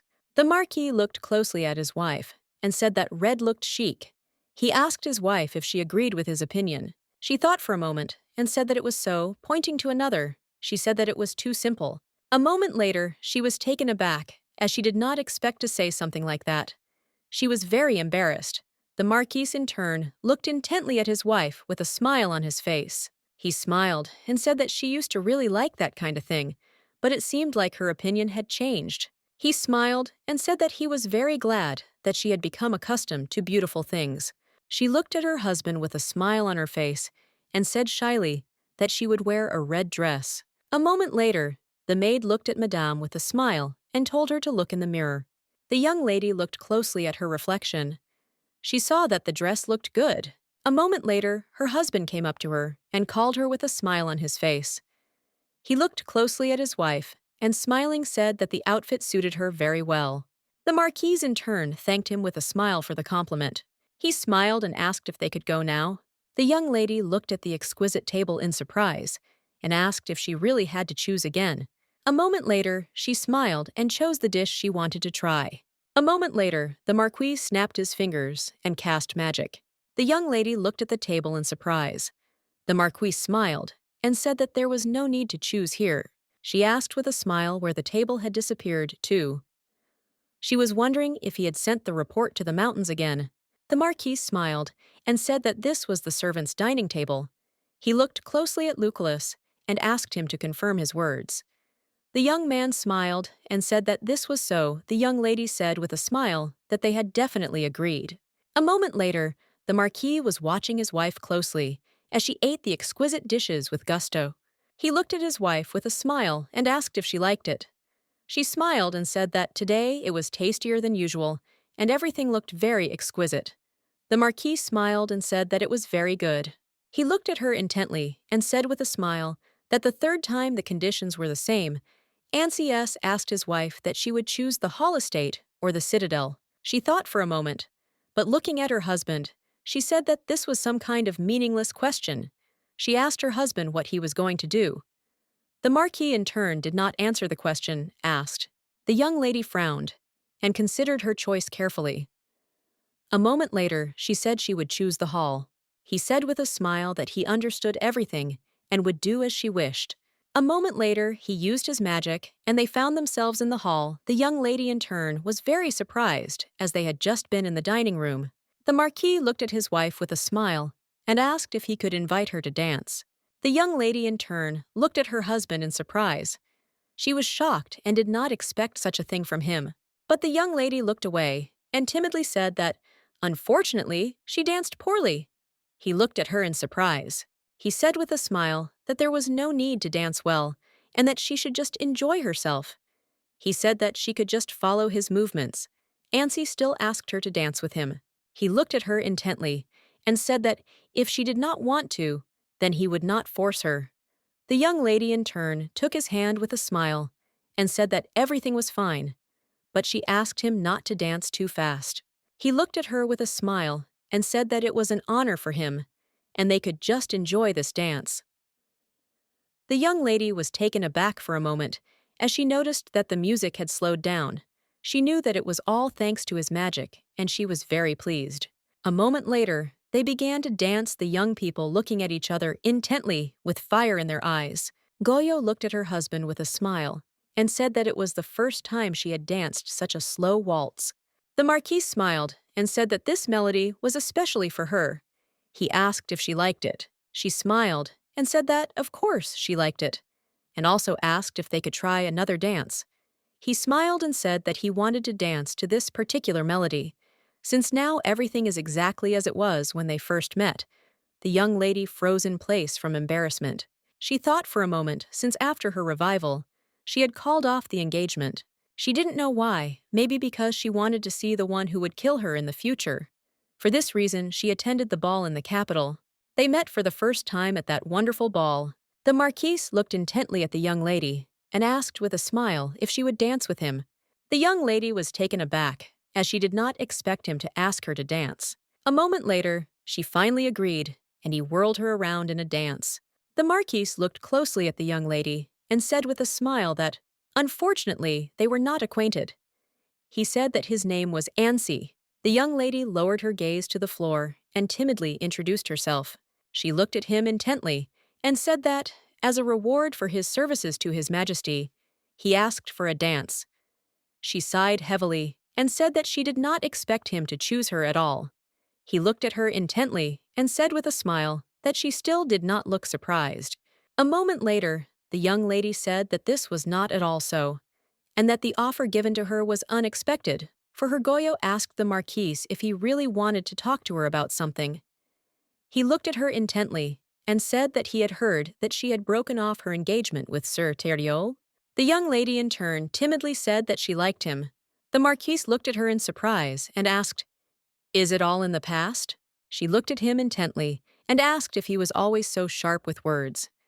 The Marquis was surprised by such a question. He looked at the young lady with a smile and asked if she didn't like it. A moment later, the Marquise froze in place, as he did not expect the young lady to let go and push his hand away. She looked at him intently and asked if he had asked her to dance to mock her. She looked at him intently and said that she knew a lot and more than he thought. The Marquis looked at the young lady in surprise, as he did not expect to hear such a thing. A moment later, she said that the music had already ended. The lady bowed to her dance partner, and the Marquise in turn also bowed to her with a look of bewilderment on his face. She looked away from the young man and said that she had to go. The Marquis was a little puzzled and agitated. He stared at the hand that the young lady easily threw away. Goyo V went out onto the terrace and sighed heavily. She was puzzled and did not understand what the Marquise was thinking about.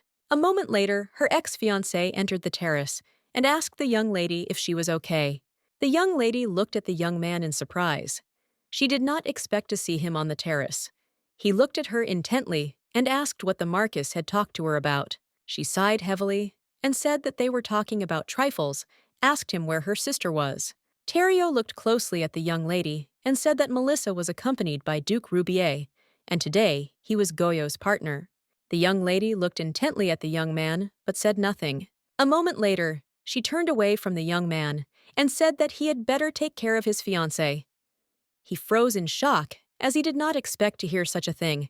A moment later, he looked at the young lady with a sharp, angry glare and asked why she was behaving like that. He was excited. Looking at the young lady, he said that she suddenly drew a line between them. He said that the break in the engagement did not cancel their friendship. The young lady, in turn, was furious. She did not want to hear such speeches from him at all. Goyo looked at him and said that now everything was different. She said that their relationship would not be the same as when she loved him. The young man was shocked. He did not expect to hear something like this with the speed of lightning. He grabbed her hand, but she pushed him away. Goyo pushed him away angrily and told him not to touch him, and that he should leave before she called someone. Thériault looked at the young lady with surprise and anger, as he did not expect such behavior from her. He called her for a moment, after which they were taken aback as they saw the Marquise. The Marquis looked at the young people with a smile and asked if he had really disturbed them. The young lady looked at the Marquis intently and said that this was not so, and they had already finished their dialogue. The young man, in turn, was in shock and also in rage. He wanted to talk to his ex-fiancée. He saw that she was already about to leave and called her, but the Marquise got ahead of him. The Marquise looked at the young man with a grin and said that the young lady had said that the conversation was over and that he had better leave. Thériault was furious, but to his regret he could do nothing. With the speed of lightning, he left the terrace. The young lady sighed heavily, as she had to go through a lot. The Marquise, in turn, looked at the young lady with a smile and asked if he had really come on time. The young lady sighed heavily and looked away into the distance. She said that, unfortunately, that was the case. She looked at him intently and said that if he had come to tell her something, then he could speak. The Marquise looked at the young lady with a smile and said that he simply wanted to finish their previous conversation. Looking at the young lady, he said that she looked tired and therefore they could meet later. Having apologized to the young lady for disturbing her, he turned around and was already heading for the exit. A moment later, the young lady stopped the Marquise, and Ansi Z froze in place, as he did not expect her to call him. She looked intently at the Marquis and asked in all seriousness if he would propose to her. He looked closely at the young lady and said that she might have already guessed that he wanted to climb very high, and the wedding was just a way to achieve this goal. The young lady sighed heavily and said that she would not be appearing at the festivities anytime soon. Goyo looked intently at the Marquis and said that if he intended to do something, it would be better to do it now. He looked closely at the young lady and slowly approached her. He came very close to her and, with a smirk on his face, asked if she would agree to marry him. The young lady pulled him towards her with lightning speed and kissed him. The Marquis was shocked, as he did not expect such a thing from her. A moment later, he pulled away from her and froze in embarrassment. Looking at the young lady, Goyo looked intently at the Marquis and said that she agreed to marry him. The young lady looked at her husband with a smile and asked why he had asked her to dance after all. Ansi looked at her closely and said that their eyes met when the ball began. The young lady looked at her husband in bewilderment, as she did not understand what he was talking about. But a moment later, she remembered how their eyes had met, and she wasn't sure then that he had been looking at her too. He looked at her intently and said with a smile that there was emptiness in her eyes, and her face was expressionless, and she was like a ceramic doll. He said with a smile that he wanted to break this mask. The Marquis looked closely at his wife and said with a smile that he wanted to do this only out of good intentions, and now it does not look like a mistake. The young lady, in turn, embraced her husband with a smile, as she was pleased to hear such a thing. She looked at her husband with an embarrassed smile and said that there were rumors that he wanted to invite His Majesty to dance. The Marquis asked her in surprise what she was saying. He sighed heavily and said that there were many different and strange fables swirling around him. He said that he would certainly deal with them later. The young lady, in turn, only laughed. She looked at him intently and asked what about the last one. He smiled and said that he had already filed a complaint. A moment later, the Marquis pulled the young lady closer to him. He looked at her with a smile and said that it was not so important. The young lady laughed in her turn. She said she thought he was going to kiss her. He asked with a smile if she was really seducing him now. She looked at him intently and said with a smile that she had long remembered the look in his eyes when he joked. The young man froze in place from shock. He was surprised that she had been watching him for a long time. The young lady was a little taken aback as she saw that the melody had already ended. She looked at her husband with a smile, as it seemed to her that the melody would never stop. He looked at her intently and said with a smile that the next choice was the Rose Garden or the Empress's Secret Garden. He smiled and asked what she would choose. The young lady froze in surprise, not knowing what to choose. She looked at him intently and asked him what he would do if she chose the Empress's garden. He smiled and said that they could sneak in there, and if anyone saw them, he would erase their memory. Goyo said with a smile that there was no need for that, and she liked the Rose Garden, so she would choose it. A moment later, the Marquis used his magic, and the young lady froze in place, amazed by the beauty of his magic.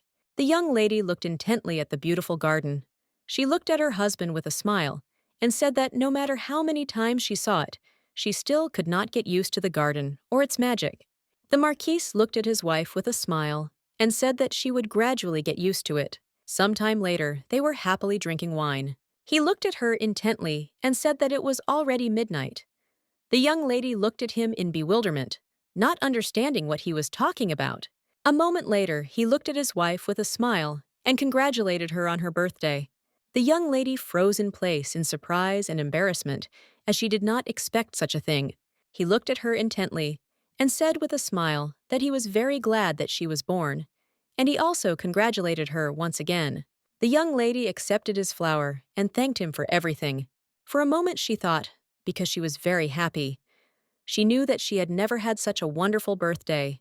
She looked at him with a smile and said that now it was his turn to choose.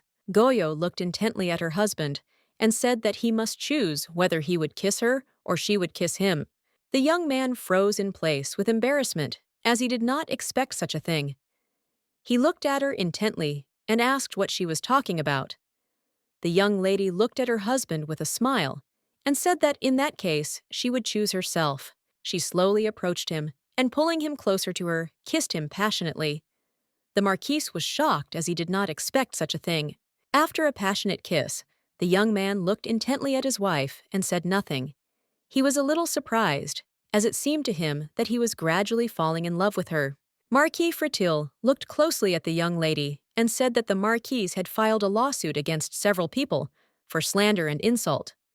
Rante, in turn, was very angry.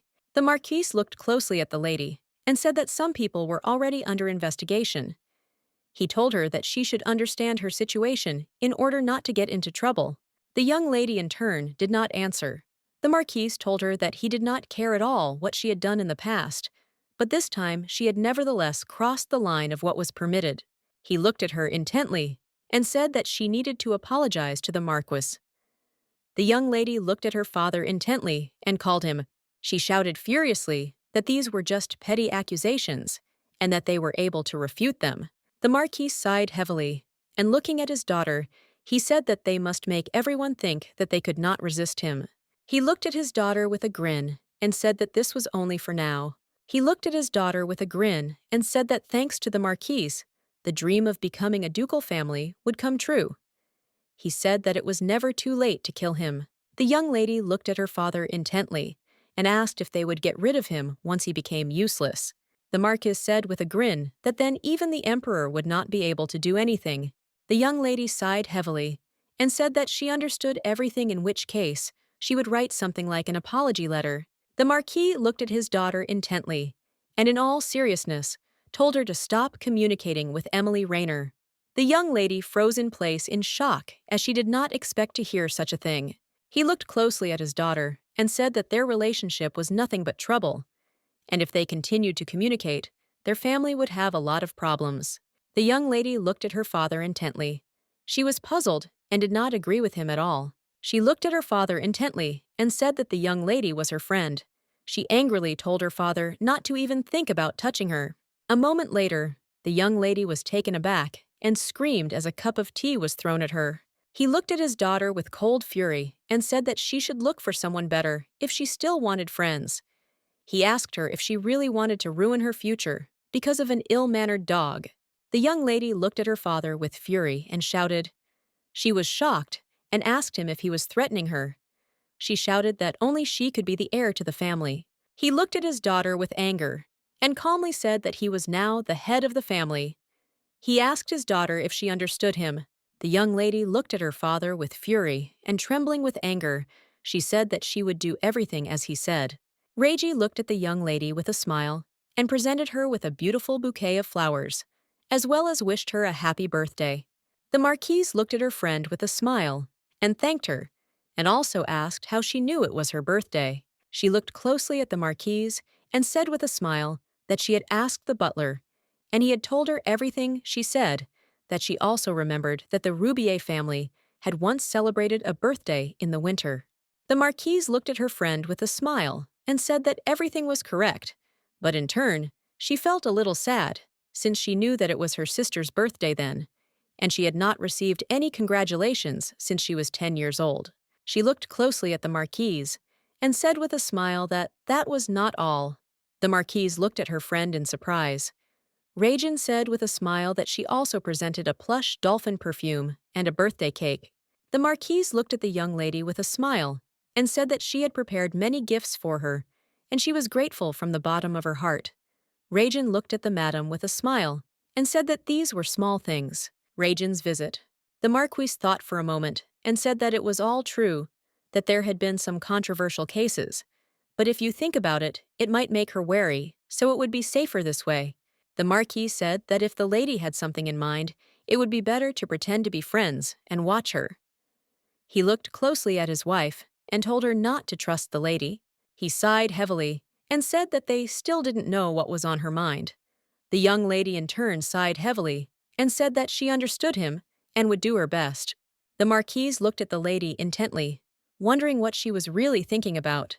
Reijin looked at the spirit in surprise and admired him. She was amazed that he had grown so much. The lady, with a smile on her face, reached out to the spirit and said that he looked just like her dog. The Marquise looked at her friend with a smile and asked if she really had a dog. Reijin said that it was so, and the Marquise could come to her at any time and look at it. She smiled and said that, in that case, they could practice on an animal before the hunt. Goyo timidly said that she didn't want to strangle the dog at all. Rajin N thought for a moment and said that wasn't what she meant. She said that her dog hated to bathe and the Marquise could help her. Using her abilities, she looked closely at the Marquise and asked with a smile how she liked the idea. The Marquise smiled, looking at her friend, and agreed with her. Some time later, the Marquise visited the young lady. She used her powers and summoned the spirit. Meanwhile, they watched intently as her spirit and the dog played playfully.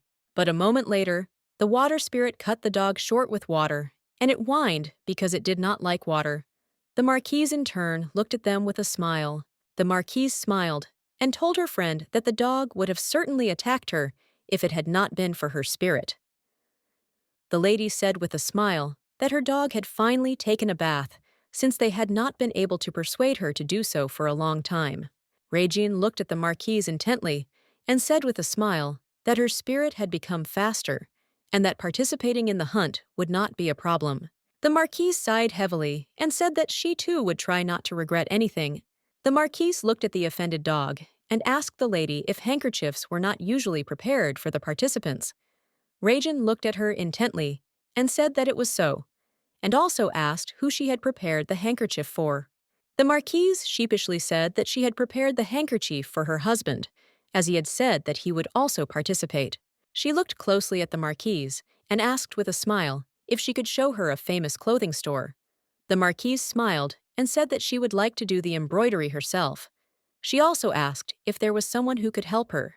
Regine said with a smile that of course such a person exists, and he is standing right in front of her. Regine smiled and said that Elle was actually better at embroidery, and she could never get ahead of her in this. Marquise looked at her friend in surprise and asked who she was talking about. Regine looked at the Marquise intently and said that she was talking about Eliam now Sokaju. She looked at the Marquise with a smile and said that it was about her brother. She asked the Marquise if her brother was handsome. The Marquise said embarrassed that he was. The lady looked intently at the Marquise and asked if her brother was more handsome than the Marquise. The Marquise thought for a moment, and after a few minutes said that she did not think so. The young lady, in turn, was engaged in embroidery, and she also practiced magic. She did not notice how the day of the hunting competition had arrived. The young people arrived at the forest. The young lady froze in place as she was struck by its beauty. A moment later, she came closer to her husband and gave him the handkerchief. She said with a smile that he was also participating in the competition, so she decided to prepare. She smiled and handed him the handkerchief she had made herself. The Marquis looked at his wife in surprise, as he had not expected this at all, but he was very happy. The Marquis looked at the handkerchief intently and surprised, and said that it looked like it had a 4-leaf clover on it, which is considered a symbol of good luck. He looked at her intently and asked with a smile, "Who did it?" For some time, he guessed who could have made such a scarf. The young lady said with a smile that he was wrong. She smiled and said that this bloody work was the work of a newcomer named Goyo Betelgeuse. The Marquis froze in surprise and asked if she had personally sewn the handkerchief for him. The young lady sheepishly said that it was so, and she wanted to show the sincerity of her feelings. Ansi looked at her with a smile, as he was very happy and surprised by such a gift. He said that this was a very cool gift, and it seemed that today he was luckier than the luckiest god. She looked at him intently, and with a smile told him not to mock her. The Marquis smiled and said that he was speaking sincerely. The young lady, in turn, sighed heavily, since he behaved as always. The Marquis looked closely at his wife and called her. He smiled and handed her a box with a gift. The young lady looked at the gift in surprise and thanked him. A moment later, he asked her with a smile if she liked it. She looked at her husband with embarrassment and said that he had said earlier that the gift would not be too luxurious. He looked at her intently and said that it was a rather modest gift. Anyone would confirm his words. She smiled and asked if they could check. He smiled and said that in this place, many people cannot distinguish luxury from modesty, and it is better not to ask anyone, except Regine. Goyo said with a smile that Regine was his subordinate. The Marquise asked her husband if she would answer honestly. The Marquis smiled and said that, unfortunately, it was hard to trust another person. And 3 months had already passed since they had been together. The young lady looked closely at her husband and said with a smile that he acted as if they had been together for 30 years. He looked at her with a smile and said that now it was 3 months, and then it would be 30 years. The young lady froze in place, looking at her husband. She knew that this was impossible. She understood perfectly well that their married life had less than a year left to exist. The Marquis looked at his wife in surprise, as she was puzzled by something. He looked at her intently and called out.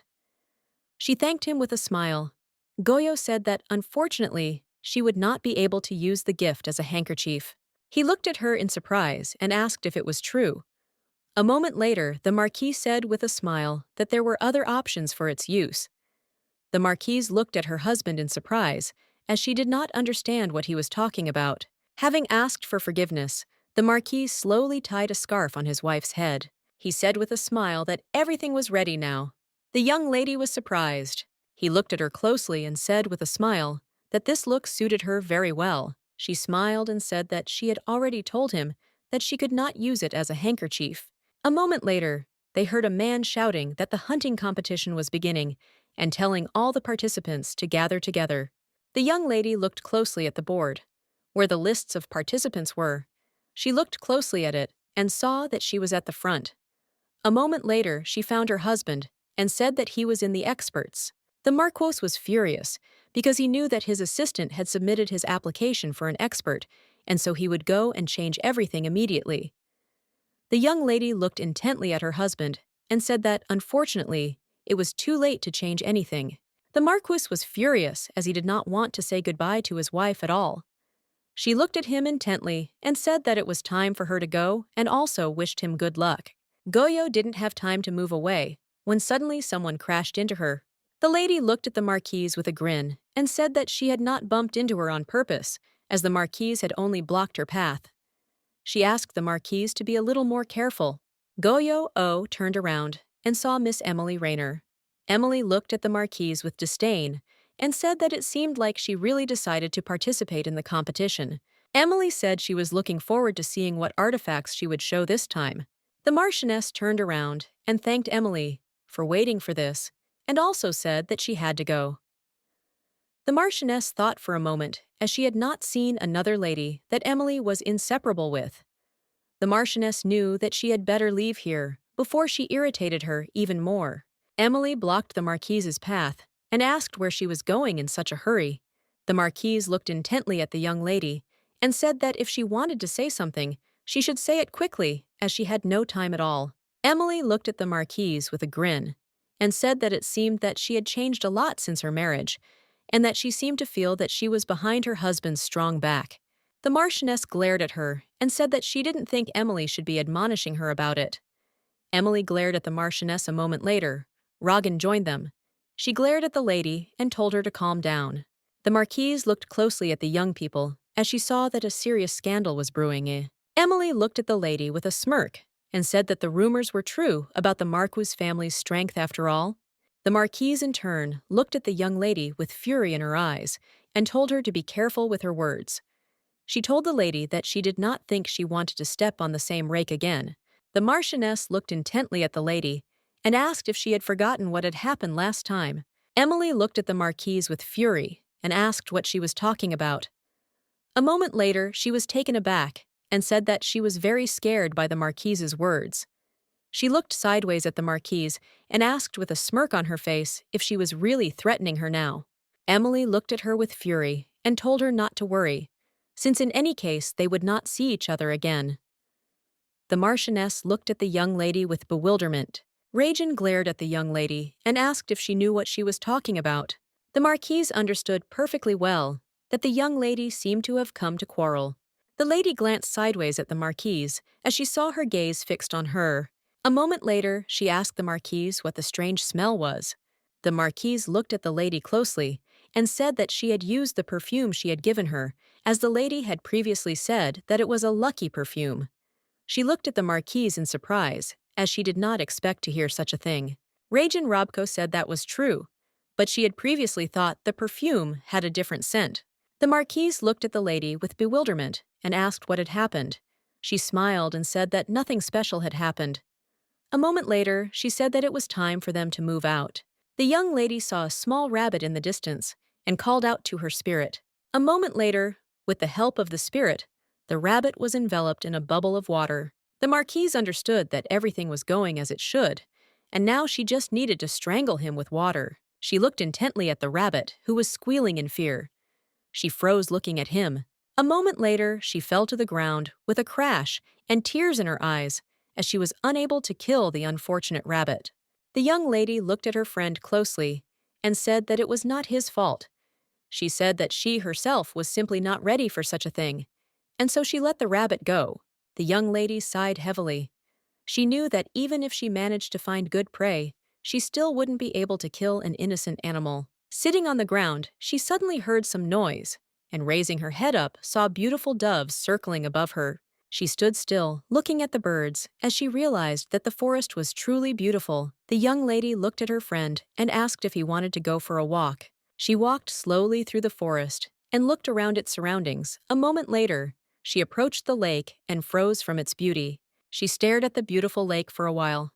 She walked closer to the lake and noticed that the water was crystal clear. She was a little surprised, as she could clearly see her face reflected, but a moment later, she was distracted as she heard some noise. Turning around, she saw a beautiful deer. The young lady froze in place as she saw him slowly approach the lake. She noticed that the deer was not afraid of people. She froze in surprise as the deer came very close to her. She was surprised because she saw that he was sniffing something all the time. She looked closely at the deer and said that it seemed like he smelled the cookies. Goyo looked at the deer with a smile and asked if he really wanted to eat it. She smiled and asked him to wait a little. The young lady slowly gave him some cookies. She saw that he was very nice and told him not to hurry. The young lady froze in place as she saw him chewing her handkerchief. She screamed in shock and said that it was impossible to eat. The deer suddenly got scared and started running. The young lady was in shock. She screamed for him to give her scarf back, as she knew that it was a gift from her husband. The deer didn't listen to her, and she used her magic with lightning speed. A moment later, Spirit O wrapped the deer in a water bubble, and a few minutes later, it collapsed to the ground. The lady froze in shock and picked up the handkerchief, which was completely ruined. She was in shock because she realized that she would not be able to use it anymore.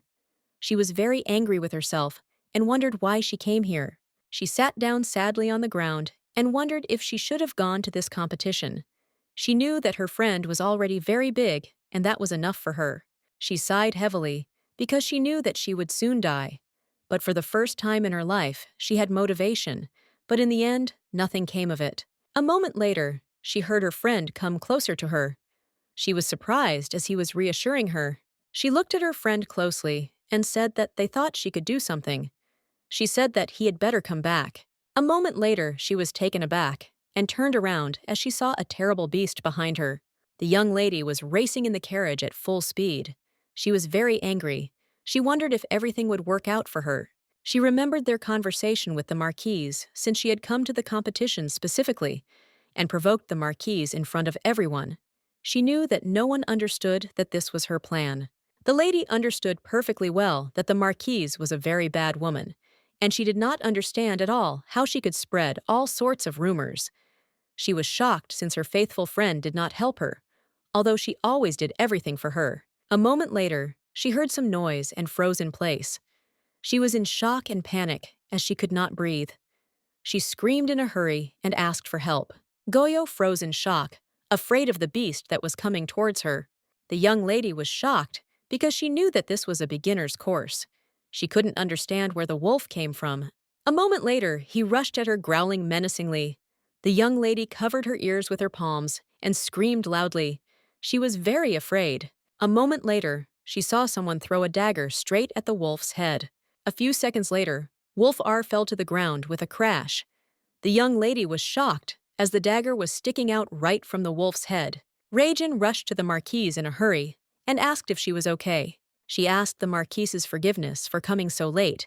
She said that she should have gone straight to her and not to Miss Amelia. The marquise looked at her in surprise, as she did not understand what they were talking about. For a moment, the marquise froze in place in shock.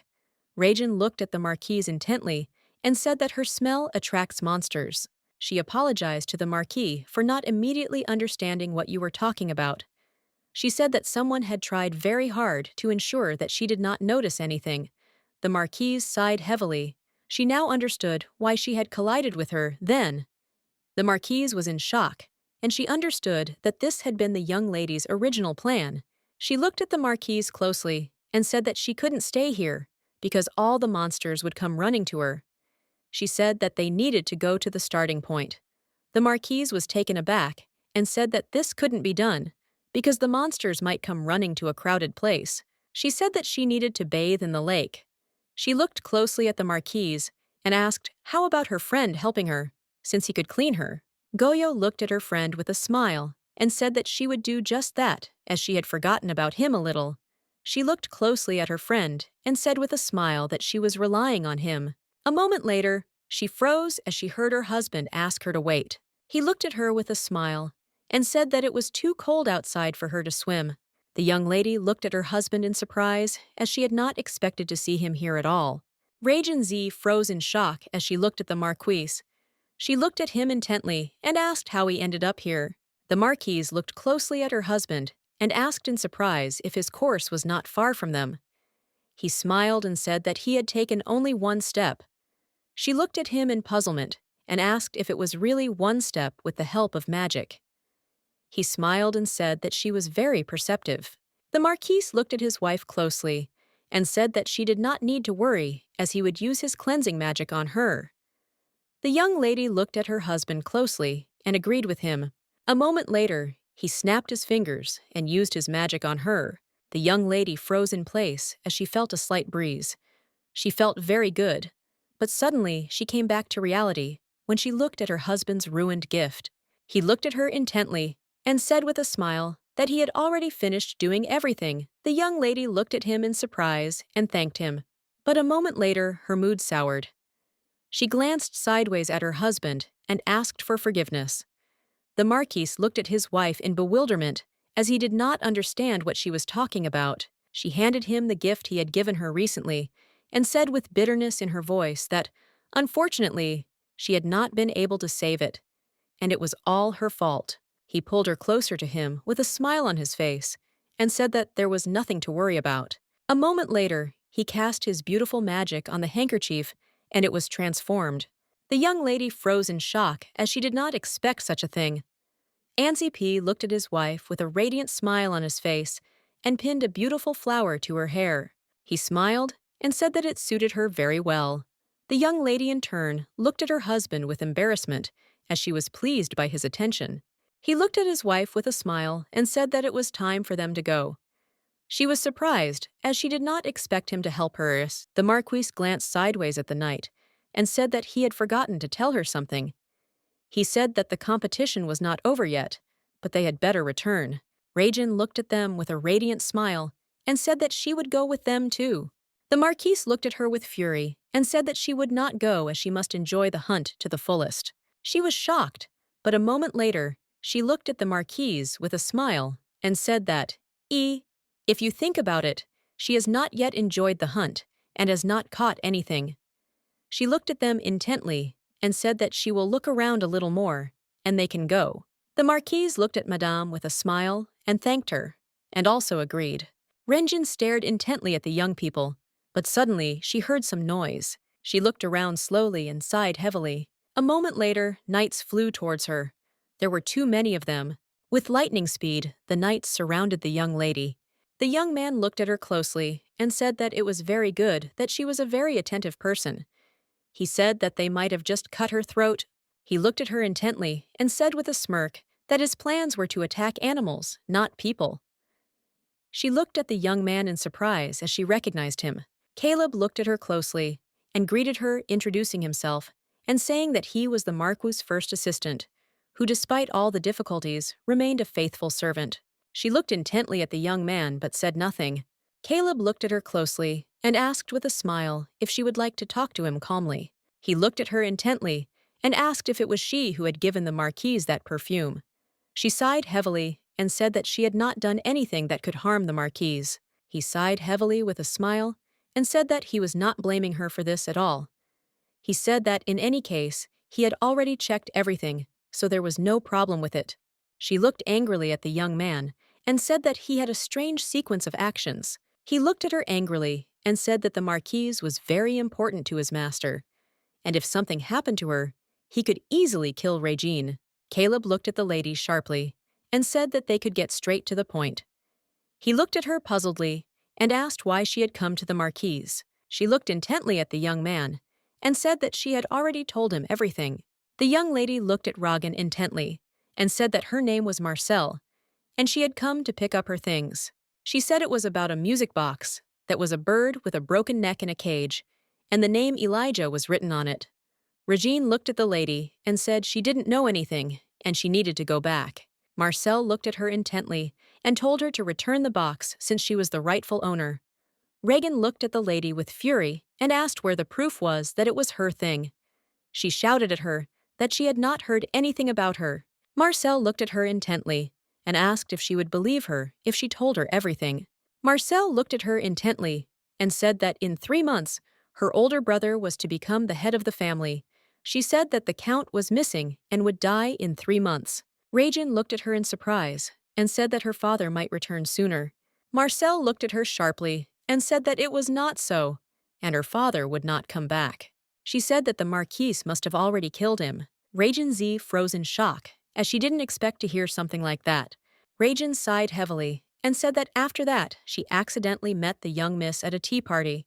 She said they started the conversation under the pretext of an interest in magic. She looked at the young man intently and said that she had not meant to harm the young lady in any way. He looked at her intently and asked with a grin if she knew anything about the woman in the cloak. She thought for a moment and said that the woman had gray hair and they didn't find the music box she was talking about. She looked at the young man intently and said that perhaps she had not existed in the first place. She said that she had had a different purpose.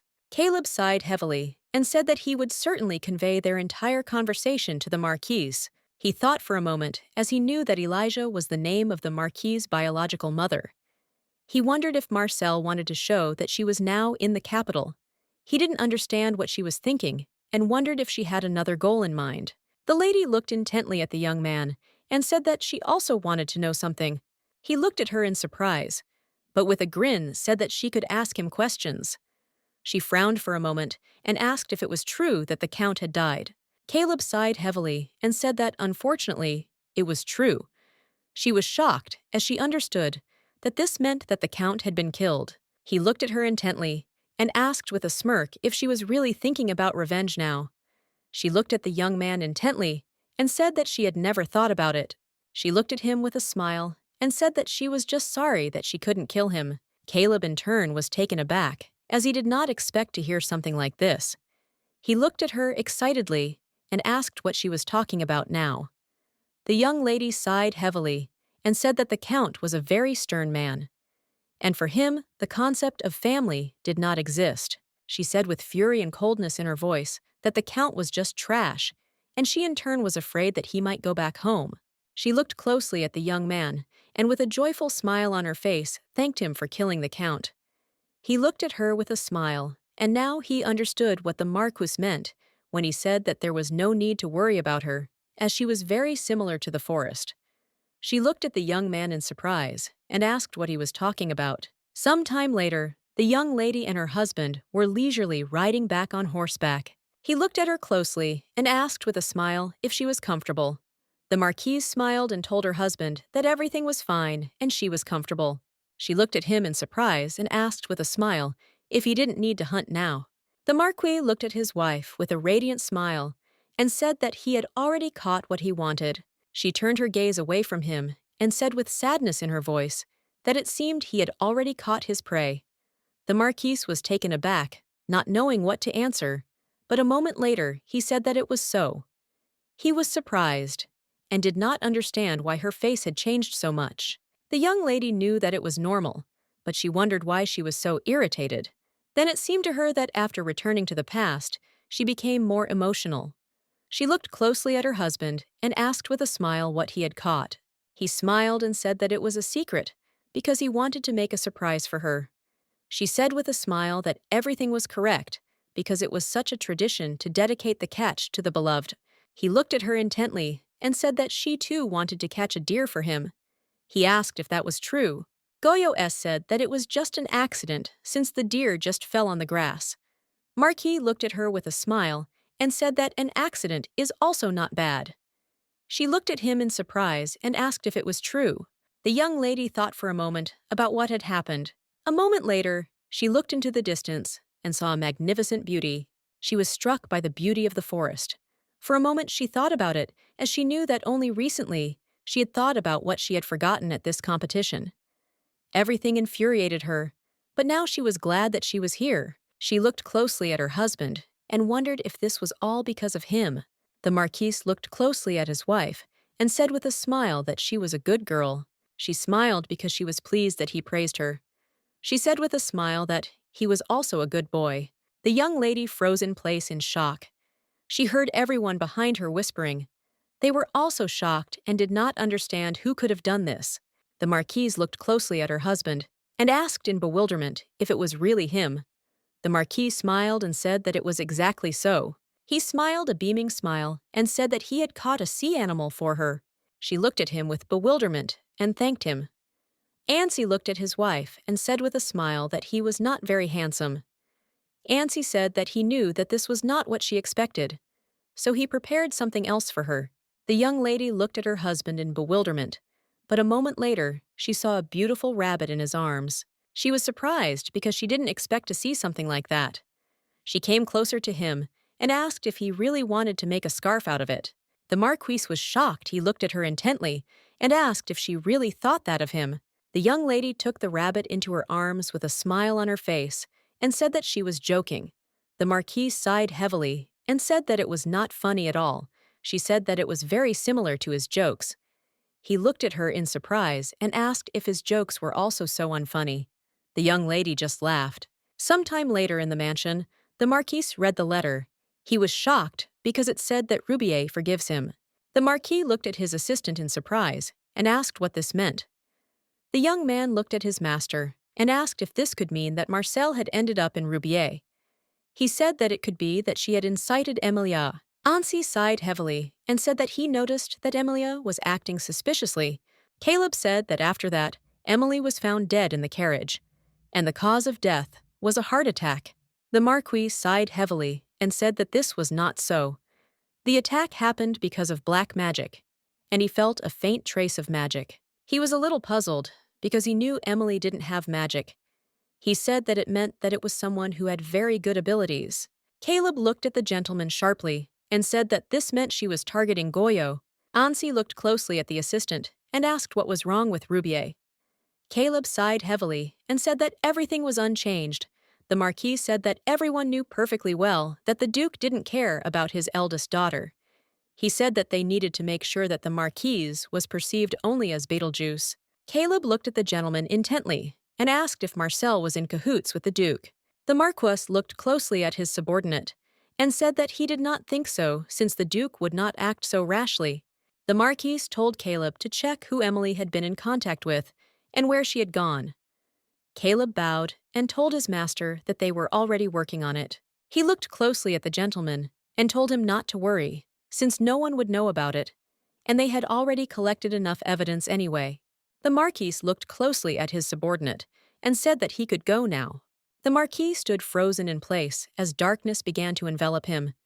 She told him that he needed to protect Valverde's only daughter, but in exchange he would have to get rid of Rubier. He in turn understood perfectly well that in this way the child would be able to gain freedom. As I was leaving the Marquis's office, Caleb bumped into a young man. He looked at him intently and asked if he had come to report. Caleb said that if that was the case, then now was not the right time. Exer looked at the young man in surprise and asked what was wrong. Caleb said that the Marquis was not in the mood right now. Exer looked at him intently and said that if this is all because of Marcel, then they will definitely find her. It's only a matter of time. Caleb sighed heavily and said that it was not so, and the Marquise was upset every time when the Rubier family was mentioned. Exer said with rage that it seemed that this was because the opportunity to take revenge on them was approaching. Philip said with puzzlement that everything was not so. He timidly looked away into the distance and said quietly that it was all because of Madame Goyo. He said that the Marquise was originally a strange person, but he changed after the wedding. Caleb thought for a moment and said that the Marquise had become even more terrible. The young man looked at Caleb in surprise and asked if that was a good thing. Caleb frowned and said that perhaps it was. Ansi looked closely at his subordinate and asked if a luxurious gift was too much of a burden for the girl.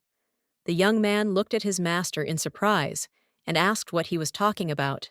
A moment later, he asked if the Marquis was talking about a gift for the Marquise Annecy, did not answer the question. Looking out the window, he sighed heavily and said that the young lady was gradually beginning to get used to this kind of life. He stood frozen in place, looking at the beautiful young lady who greeted him. He looked at her intently and told his subordinate, with a smile, that for this reason he did not want to give something simple. Caleb looked at the gentleman in surprise and asked if he was really talking to him now. The Marquis sighed heavily and said that he could not do anything, and he would have to give her a white rose. Caleb looked at the gentleman in surprise and asked if this was really his gift. The Marquis smiled and said that it was indeed so, and he knew that the young lady would definitely like it. Caleb looked at the gentleman intently and said that the lady would definitely like the gift the Marquis froze in place. A moment later, he looked at his subordinate with fury. He sighed heavily and said that this was not what he wanted to give her. Ansi S. said that he would like to give her a more meaningful gift, after which she would not grumble at him. Caleb looked at the gentleman in surprise and, sighing heavily, asked if he really wanted to receive a kiss from the young lady after the gift. Caleb sighed heavily, as he knew this was a good excuse. The young man looked at him in confusion. Caleb, in turn, understood perfectly well that the Marquise looked at her differently. He knew that the gentleman was sincere towards the young lady. He knew that on the battlefield, the Marquise was more like a cruel demon. But with the young lady, he was completely different. Caleb could not even imagine in his dreams that his master could be so gentle. Caleb looked at the young man closely and said with a smile that it was a good change after all. A moment later, he turned around and walked away. Exer Ono watched the young man go, and he asked after him if the owner had really changed for the better. But unfortunately, he never received an answer to his question. Randine looked intently at the Marquise and said that she would like to tell her something. The Marquise looked at her closely and said that it seemed she did not want to talk about it in front of the Marquise. She said that she was very surprised by the fact that she sent a carriage for her. She looked at the Marquise intently and said that she wanted to apologize to her initially, since she actually had some purpose in communicating with her. The Marquise looked at her in surprise. Regine sighed heavily and said that she wanted to know about the Marquise's family, but she had no intention of harming the Marquise. However, she in no way justified her motives for actions. The Marchioness looked calmly at the lady and asked if anyone among the nobles did anything for no reason. She thought she could sort things out with Regine a little. She understood perfectly well that if she had had bad intentions, her husband would have already dealt with her. She looked intently at the Marquise and asked if she would accept her apology. Goyo looked at her with a smile and said that everything was fine, and she didn't have to worry about it because she forgave her. The young lady looked at the Marquise in surprise and asked if she was not angry at all. The Marquise smiled and said that nothing terrible had happened to her, so everything was fine. Regine was in shock. She said that in some way it was a betrayal on her part. She asked the Marquise if this didn't bother her. The Marquise looked at the lady in surprise and asked what she was saying. She said that she had never looked at the situation in that way. Regine sighed heavily and said with sadness in her voice that she thought they were really close. She looked hard at the Marquise and said that it seemed she had not counted on her. Regine thought for a moment, as she had never met anyone like the Marquise. She knew that the Marquise was very calm and peace-loving, and when they were together, she felt calm. She was confused because she thought that the Marquise felt the same way around her. But unfortunately, it turned out that the Marquise did not expect anything at all from their communication. The Marchioness looked intently at the lady and said that if she wanted to say something, she could speak now. She looked closely at the Marquise and asked excitedly if the Marquise would like to become her friend. Goyo froze in surprise, as she did not expect such a thing. For a moment, she was lost in her memories.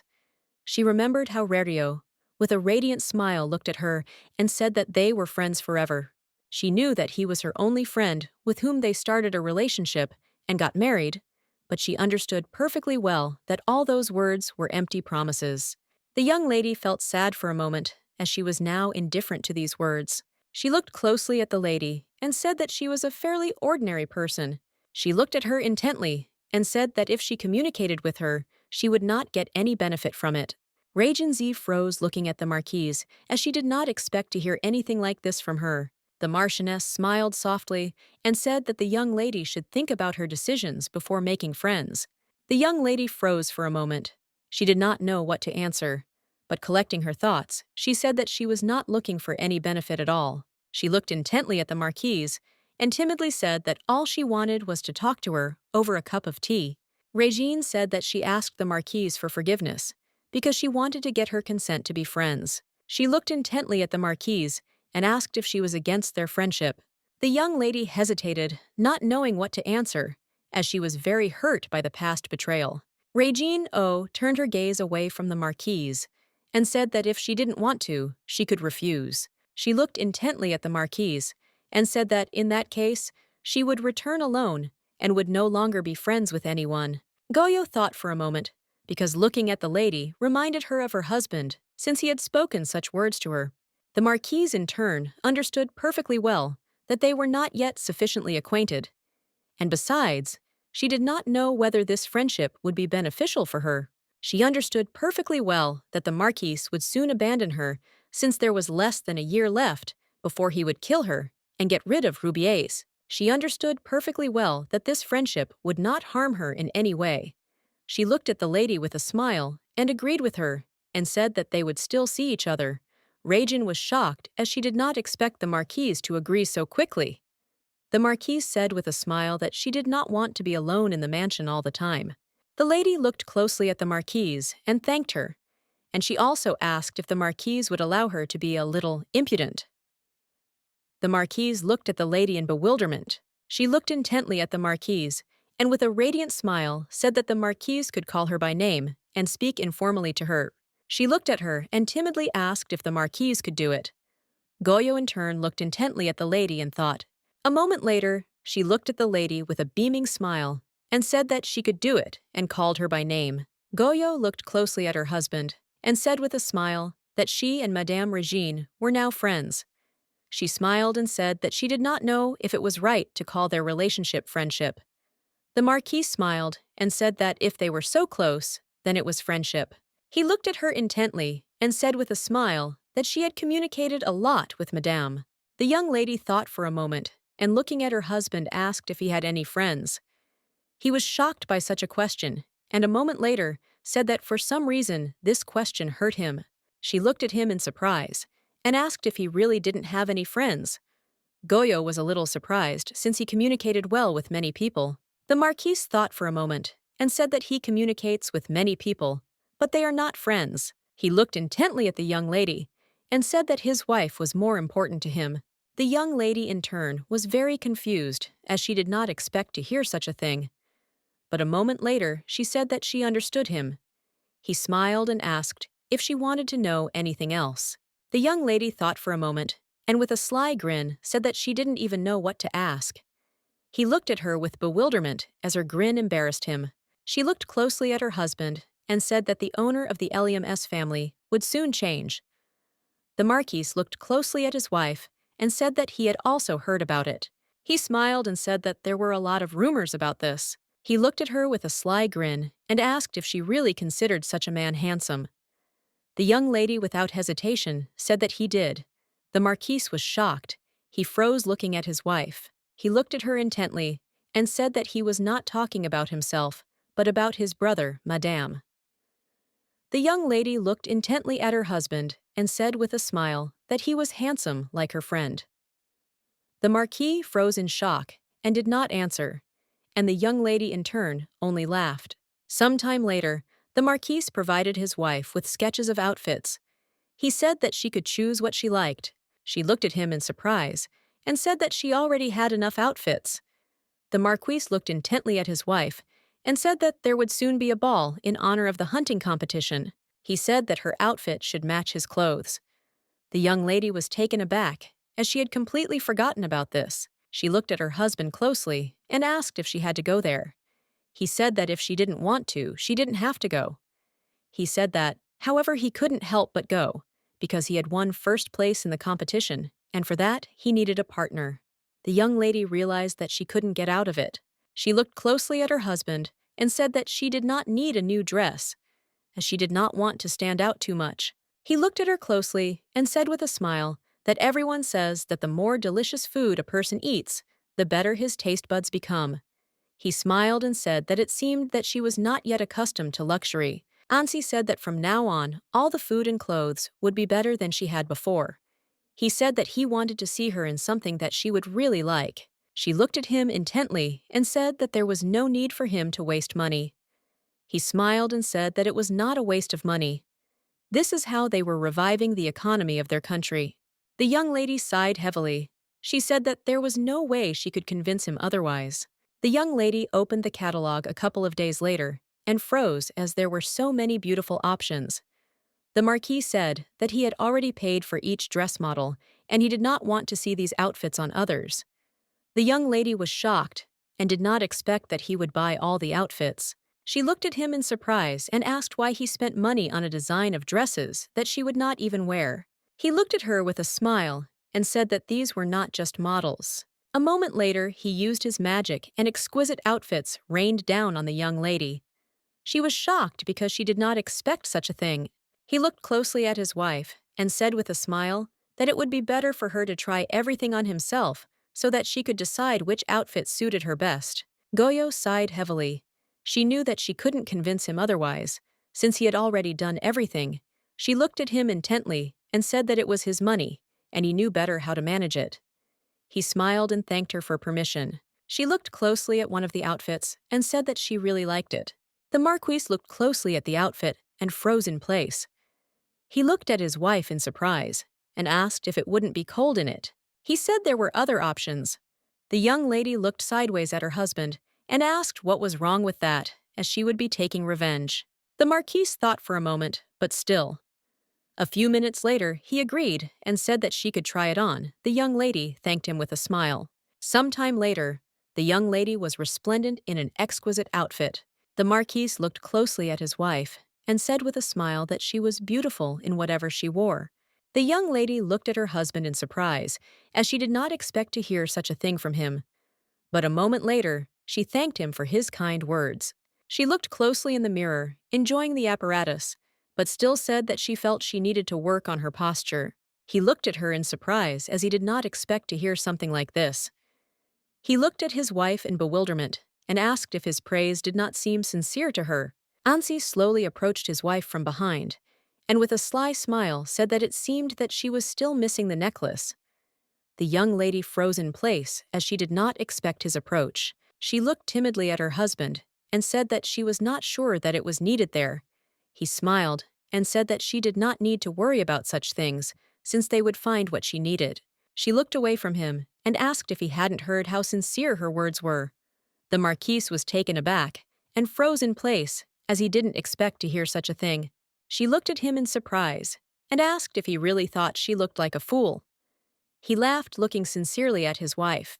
The Marquis came closer to his wife and said that he had never thought of her that way. He looked at his wife with a smile and said that he was just glad that he had such a sweet wife. The young lady pushed her husband away and told him not to act like a real womanizer. He looked at her in surprise and said with a smile that these were very rude words from her, since she was the only woman in his life. The young lady sighed heavily and said that they did not know what would happen next. The Marquis froze in shock. A moment later, he grabbed her hand and pulled her towards him with lightning speed. He kissed her passionately. The young lady was shocked because she did not expect this from him. He kissed her and she found it difficult to breathe. The young lady pulled away and called him. The young lady looked at her husband in shock and said that she almost choked. She froze as she did not understand his expression. The young lady called her husband, but he did not answer. Goyo was a little puzzled, as his gaze frightened her very much. Ansi timidly turned away from his wife and asked for forgiveness. She looked at him sharply and said that his joke had gone too far. A moment later, his expression changed, and he said with a smile that he would be careful. He smiled and asked if she had really decided to choose this particular outfit. He said that they would definitely make the outfit to her size and return it to her ready-made. He smiled at her softly and said that it was time for him to go. The young lady froze, looking after him.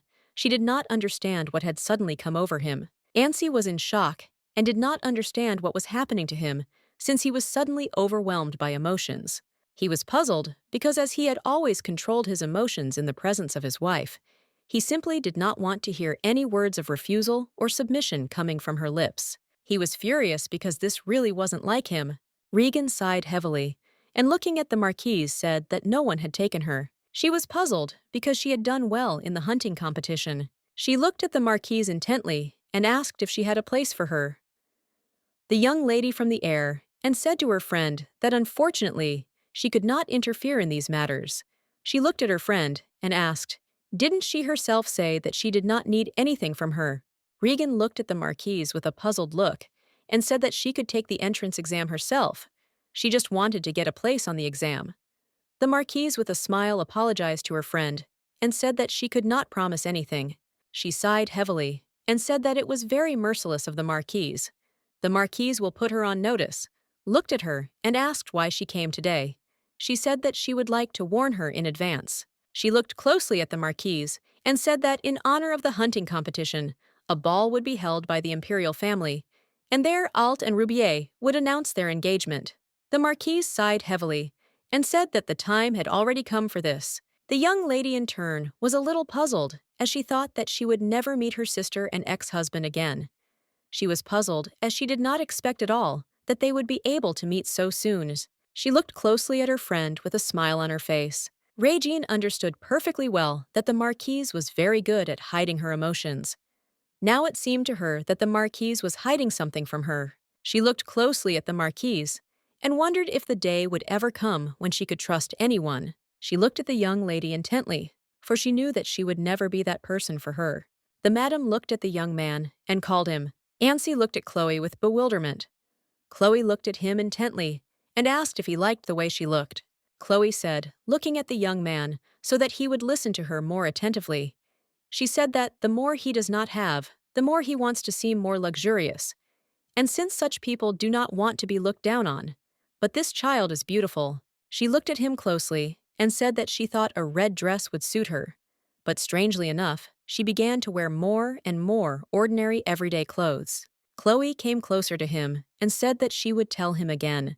She looked at him with a radiant smile and said that the bright dress looked more beautiful. He sighed heavily and said that he didn't care since clothes didn't matter to him. She looked at him intently and told him to listen to her.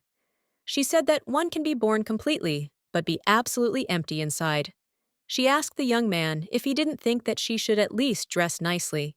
He sighed heavily and said that it was not so.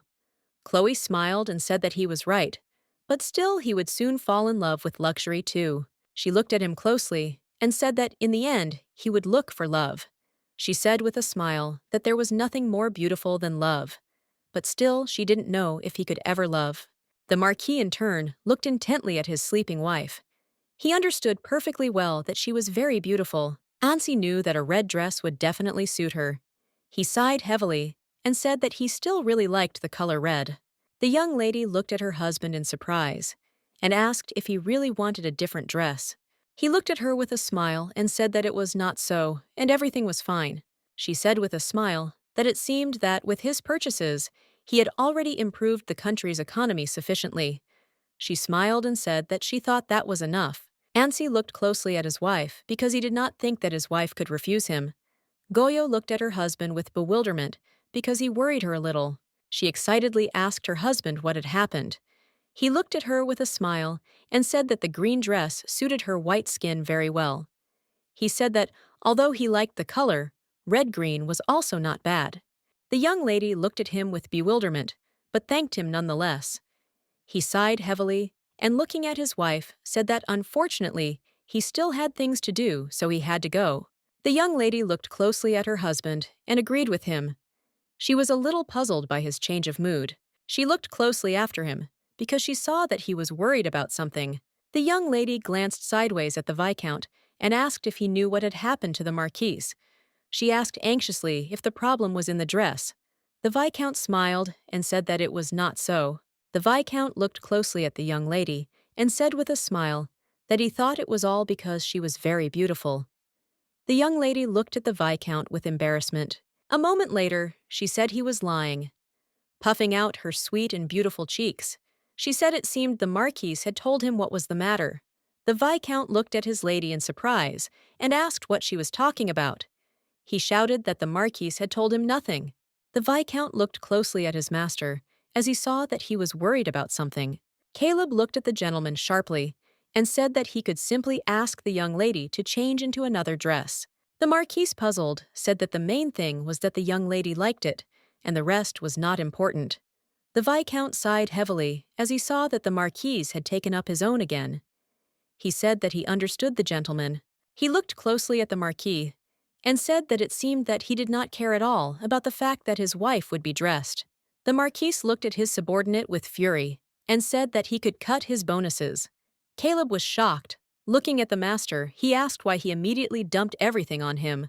He looked closely at the gentleman and asked if he knew when he behaved most strangely. The Marquis looked at his subordinate in bewilderment as he did not understand what he was talking about. Caleb looked hard at the Marquis and said he couldn't stand by a young lady and say what he liked and what he didn't. He was puzzled and did not understand why the gentleman was behaving like this in front of her.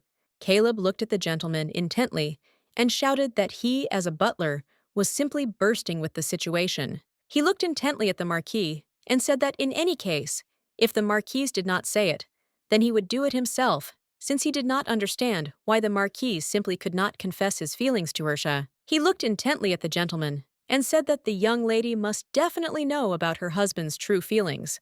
The Marquis looked at his subordinate with fury and told him not to cross the line. The young man froze in place as he realized that things were getting dangerous. He understood that the Marquis could punish him. A moment later, a maid came into their office and said that it was time to leave and she would go and warn the mistress. As he left, the Marquis looked intently and coldly at his subordinate and said that he was very lucky today. The maid looked at the gentleman in bewilderment as she did not understand what was being discussed. She was alarmed by the expression on the gentleman's face. The Viscount sighed heavily and said with relief that he had escaped with an illness today. He looked at the maid with a smile and said that she had come just in time and thanked her. The maid looked at the Viscount with bewilderment as she did not understand what had happened at all. Some time later, the Marquise's daughter arrived at the event. Everyone looked intently at the young people, not taking their gaze off them. The young ladies looked closely at the Marquise. They were amazed at her change. They said that she had become much more beautiful after she got married. They said that her complexion had become much better. The young lady was confused by such rumors. She was puzzled, as she had heard everything perfectly well. The Marquis looked closely at his wife with a smile on his face. He decided to support her. The young lady, in turn, understood perfectly well that she needed to control herself and not give in to emotions. The ladies slowly surrounded the Marquise and told her with a smile that her outfit was simply superb. They were delighted and asked who had sewn such a beautiful outfit. The young lady froze in place. She did not know what to answer and was very excited, since no one had ever paid so much attention to her at events before. She timidly thanked the young ladies for their compliments. The Marquis watched closely at his wife, who was having a good time, but suddenly his gaze dropped to his wife's neckline. Since he was embarrassed that the outfit was very revealing, a moment later, a man approached him. Since he wanted to talk to him, the Marquis timidly asked the young man for forgiveness, since he was a little distracted. The young man looked intently at the Marquis and agreed with him with a smile. The Viscount looked closely at the gentleman and asked if he was enjoying the holiday. The Marquis was surprised, as he did not expect to see his friend at the event. He looked closely at the young man and asked him what he was wearing. The Viscount smiled and said that it was very cold today, and he decided that the cape would be ideal for the weather. The Marquis looked at his friend in surprise, but said nothing. Meanwhile, the Viscount was looking intently at the gentleman, since he saw that he was not taking his gaze off his wife. The Viscount asked the gentleman if there was something he didn't like. The Marquis looked at his subordinate with fury and told him not to go to hell. He looked at him and asked how much the cape cost. Caleb said that the cape cost 3. The Marquis froze in shock as he understood that 300 gold pieces was simply robbery. The Viscount looked closely at his master and said that he should not be petty. He asked the Marquis if he himself had not said that he would prepare the very best for his beloved. The Marquis sighed heavily and said that he would take the cape. The Viscount looked at his master with a smile, as he had made a good profit. The Viscount looked closely at the gentleman and said with a sly smile that he very much hoped that they would enjoy the ball. A moment later, a man approached Mark and Tooth, and looking at him, said that they had not seen each other for a long time. The Marquis was shocked, as he did not expect to see the Duke in person. The Duke looked closely at the young man and asked how he was doing. The young lady went out onto the balcony and sighed heavily. She was very tired and simply had no strength. She was a little puzzled, because before at such parties, few people spoke to her, and she felt calm. But now everyone wanted to talk to her, and she felt very difficult. She stood on the terrace for a while, but she noticed that it was already late and chilly. Goyo blushed and said that it was time for her to go inside. Turning around, she froze in place as she saw her ex-husband from a past life. The young man looked intently at the young lady and called her. Goyo looked away from the young man and asked if he shouldn't have left the terrace after seeing that someone was there. He looked closely at the young lady and said that he would like to meet her. She looked at him intently and asked what happened. She addressed him formally. Theriot looked at the young lady with fury and told her not to call him like that. He looked at her closely and said that she had very beautiful dresses. He said with a grin that it was a pity that she married a man who would not allow her to wear the clothes she liked. Goyo looked at him in bewilderment and asked what he was talking about. Theriot smiled as he looked at the young lady and said that she had never worn anything like this before her wedding, and that she had always liked simple clothes. He smiled and said that it suited her very well. The young lady looked at him closely and said that she really liked the dress. Goyo looked at him intently and shouted that it was her personal choice.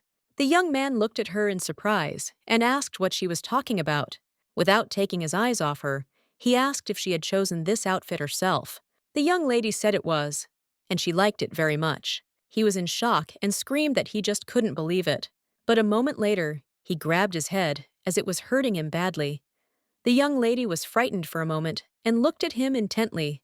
She wanted to help him, but still stopped in place. She looked at him intently and said that she thought they had nothing more to talk about. She said that she would go and he could stay. The young lady was about to leave when suddenly the young man grabbed her hand. Goyo looked at him in surprise and called out. He looked at her intently and asked if she was happy that she had married the Marquis. The young lady thought for a moment, but a few minutes later she said that she was satisfied with everything. She looked at him intently and told him to let her go while she pulled her hand away from his tight grip. He was very surprised and shouted at the young lady to stop, but Goyovtsevs was not going to continue the dialogue with him. The young lady left the terrace with lightning speed and sighed heavily as she entered the hall. Goyo was a little puzzled as she realized that even inside the hall it was cool. A moment later, the Marquis approached his wife and tenderly wrapped her in a shawl. He looked at her intently and said with a smile that it was chilly today. The young lady looked at her husband with an embarrassed smile, as she was very glad that he had brought her a shawl. A moment later, a young lady approached them, gave them a radiant smile, and asked the Marquis if she could invite him to dance. At the same time, the Marquise looked closely at the young lady, as she did not expect such a thing. The Marquise looked intently at the lady and asked what he should do since because of a leg injury, he can't dance with her. The young lady was surprised by this answer, but a moment later said that she understood. With the speed of lightning, she left their company. She was a little puzzled and did not understand what was wrong with him. The Marquis looked intently at his wife and, offering her his hand, asked if she would dance with him. The young lady looked at him in surprise and asked with a smile how his sore leg was. He smiled, looking at his wife, and said that it was almost healed. Goyo smiled and told her husband that he was very good at healing magic. He smiled and said that unfortunately, he was not so good at it, and for this, he used pain-relieving magic. A moment later, they were whirling joyfully and playfully in a beautiful dance. She looked closely at her husband and said with a smile that he danced very well. The Marquis playfully tilted his companion and said with a smile that it was all because she was next to him. The young lady laughed, looking at her husband as she was having fun with him. At the same time, the young man looked intently at the Marquise Chita. Terrio looked intently at the young lady. He was in shock and did not expect this from her. He understood perfectly well that he was her only friend who was always by her side. He was puzzled and did not understand why she was now with this man. A moment later, memories suddenly came flooding back to him. The young lady looked at him intently and asked if he would stay with her for a while. He saw a terrible picture of the Marquise taking the coffin from him. He shouted in rage at the Marquise to return the body. He was in shock and did not understand what was happening at all. Terrio was breathing heavily as many memories came flooding back to him at once. He was confused and did not understand what was happening to him lately. The young lady came closer to him and asked if he was okay. Terrio looked at her closely and said that he was fine, and he called her Ellie. The young lady froze in shock. Terrio was a little puzzled and wondered what he had just said. He apologized to Melissa and said that he was not feeling well and would be going out for a while. She stared at him with a fierce, angry expression, wondering if he was seeing another woman. She looked at him closely and realized that a piece of trash like him could easily do something like that. After a beautiful and cheerful dance, the young lady sat and rested. The Marquise presented his wife with a glass of champagne. The young lady looked intently at her husband and thanked him as she wanted to drink something. A moment later, she froze in place as she heard someone calling her. She looked closely at her sister. Goyo was surprised, as she did not expect sister to approach her. Melissa smiled as she looked at her sister. She said that they hadn't seen each other for a long time. Melissa looked sideways and angrily at the Marquis and said that she needed to talk to sister. She looked at her sister with a smile and asked if she could spare some time for her. Goyo looked at Melissa with bewilderment, as she did not understand what sister wanted to talk to her about. The young ladies slowly walked out onto the terrace to talk privately. Melissa sighed heavily and told her sister that she was engaged. Goyo looked closely at the young lady and said with a smile that it meant the time had already come, and she also congratulated her sister on her engagement. Melissa looked at her sister with tears in her eyes and said that she didn't really want to get engaged at all. She told her sister that she admired her very much. Melissa sighed heavily and said that if she had a choice, she would have wanted to choose her own groom. But in the end, she did as her mother told her. Melissa looked at her sister with concern and asked what if she asked her for help. Melissa glared at her sister, but a moment later, she told her to forget about it all, since there was nothing she could do about it anyway. Goyo looked at her sister with concern as she felt very sorry for her. She asked Melissa what happened. Melissa, in turn, timidly said that everything was fine and she was on the right path. She smiled and said that everything was fine. The young lady looked closely at her sister and called her, but suddenly Melissa's face changed and she asked her sister for forgiveness. Melissa looked at her sister with a radiant smile and said that it was her mistake, that she told about her sister about everything, right after a month of engagement. She smiled and said that it was time for her to go. Goyo looked closely at her sister and told her not to worry. She said that her fiancé definitely loved her. Melissa looked closely at her sister and agreed with a smile on her face. Goyo thought for a moment and wondered if her sister was suffering from premarital depression. She understood perfectly well that the young man sincerely loved Melissa, and she knew it better than anyone. But in turn, the young lady wondered if Melissa loved Theriot. The young lady sighed heavily, as she was not sure about this. She looked closely at the young people, as she felt that she had been thinking too much about everything. She understood perfectly well that her sister might not get married if she didn't want to. Goyo understood perfectly well that the main thing was that the Duke and Duchess O took care of Melissa. She understood perfectly well that they would not allow Melissa to be unhappy. Some time later, the Marquis approached the young lady and asked with a smile whether she had spoken to her sister. Goyo sighed heavily and said that they had also spoken about her engagement, and that not everything was going so smoothly there. He looked closely at his wife and said that it seemed like her sister had low standards. She smiled and said that she thought Melissa had made a good choice, as Terrio was the best groom in the empire. The Marquis looked at his wife with a smile and said that it was because he was already married. The young lady, surprised, told her husband that he was very confident in himself. She looked at him closely and said that she thought he was a good option, and it was not for nothing that he was considered the best groom. He looked at his wife intently and said that she should not judge a book by its cover, because its content was much more important. She looked closely at her husband and said with a grin that this was being said to her by a man who really loved luxurious clothes. The Marquis looked at his wife with a grin and said that he could certainly take off his clothes if she wished. He came closer to her and quietly whispered in her ear that under his clothes, everything was even more luxurious. The young lady froze in shock, not knowing what to answer, but a moment later, she asked him in confusion what he was saying. He smiled, looking at his wife, and said that under this outerwear, he had the same chic clothes. She looked at him in surprise, as she was very embarrassed. A moment later, she said that she had understood everything wrong. He looked at his wife with a smile and said that she blushed a little. Goyo looked away from her husband and said that she knew about it.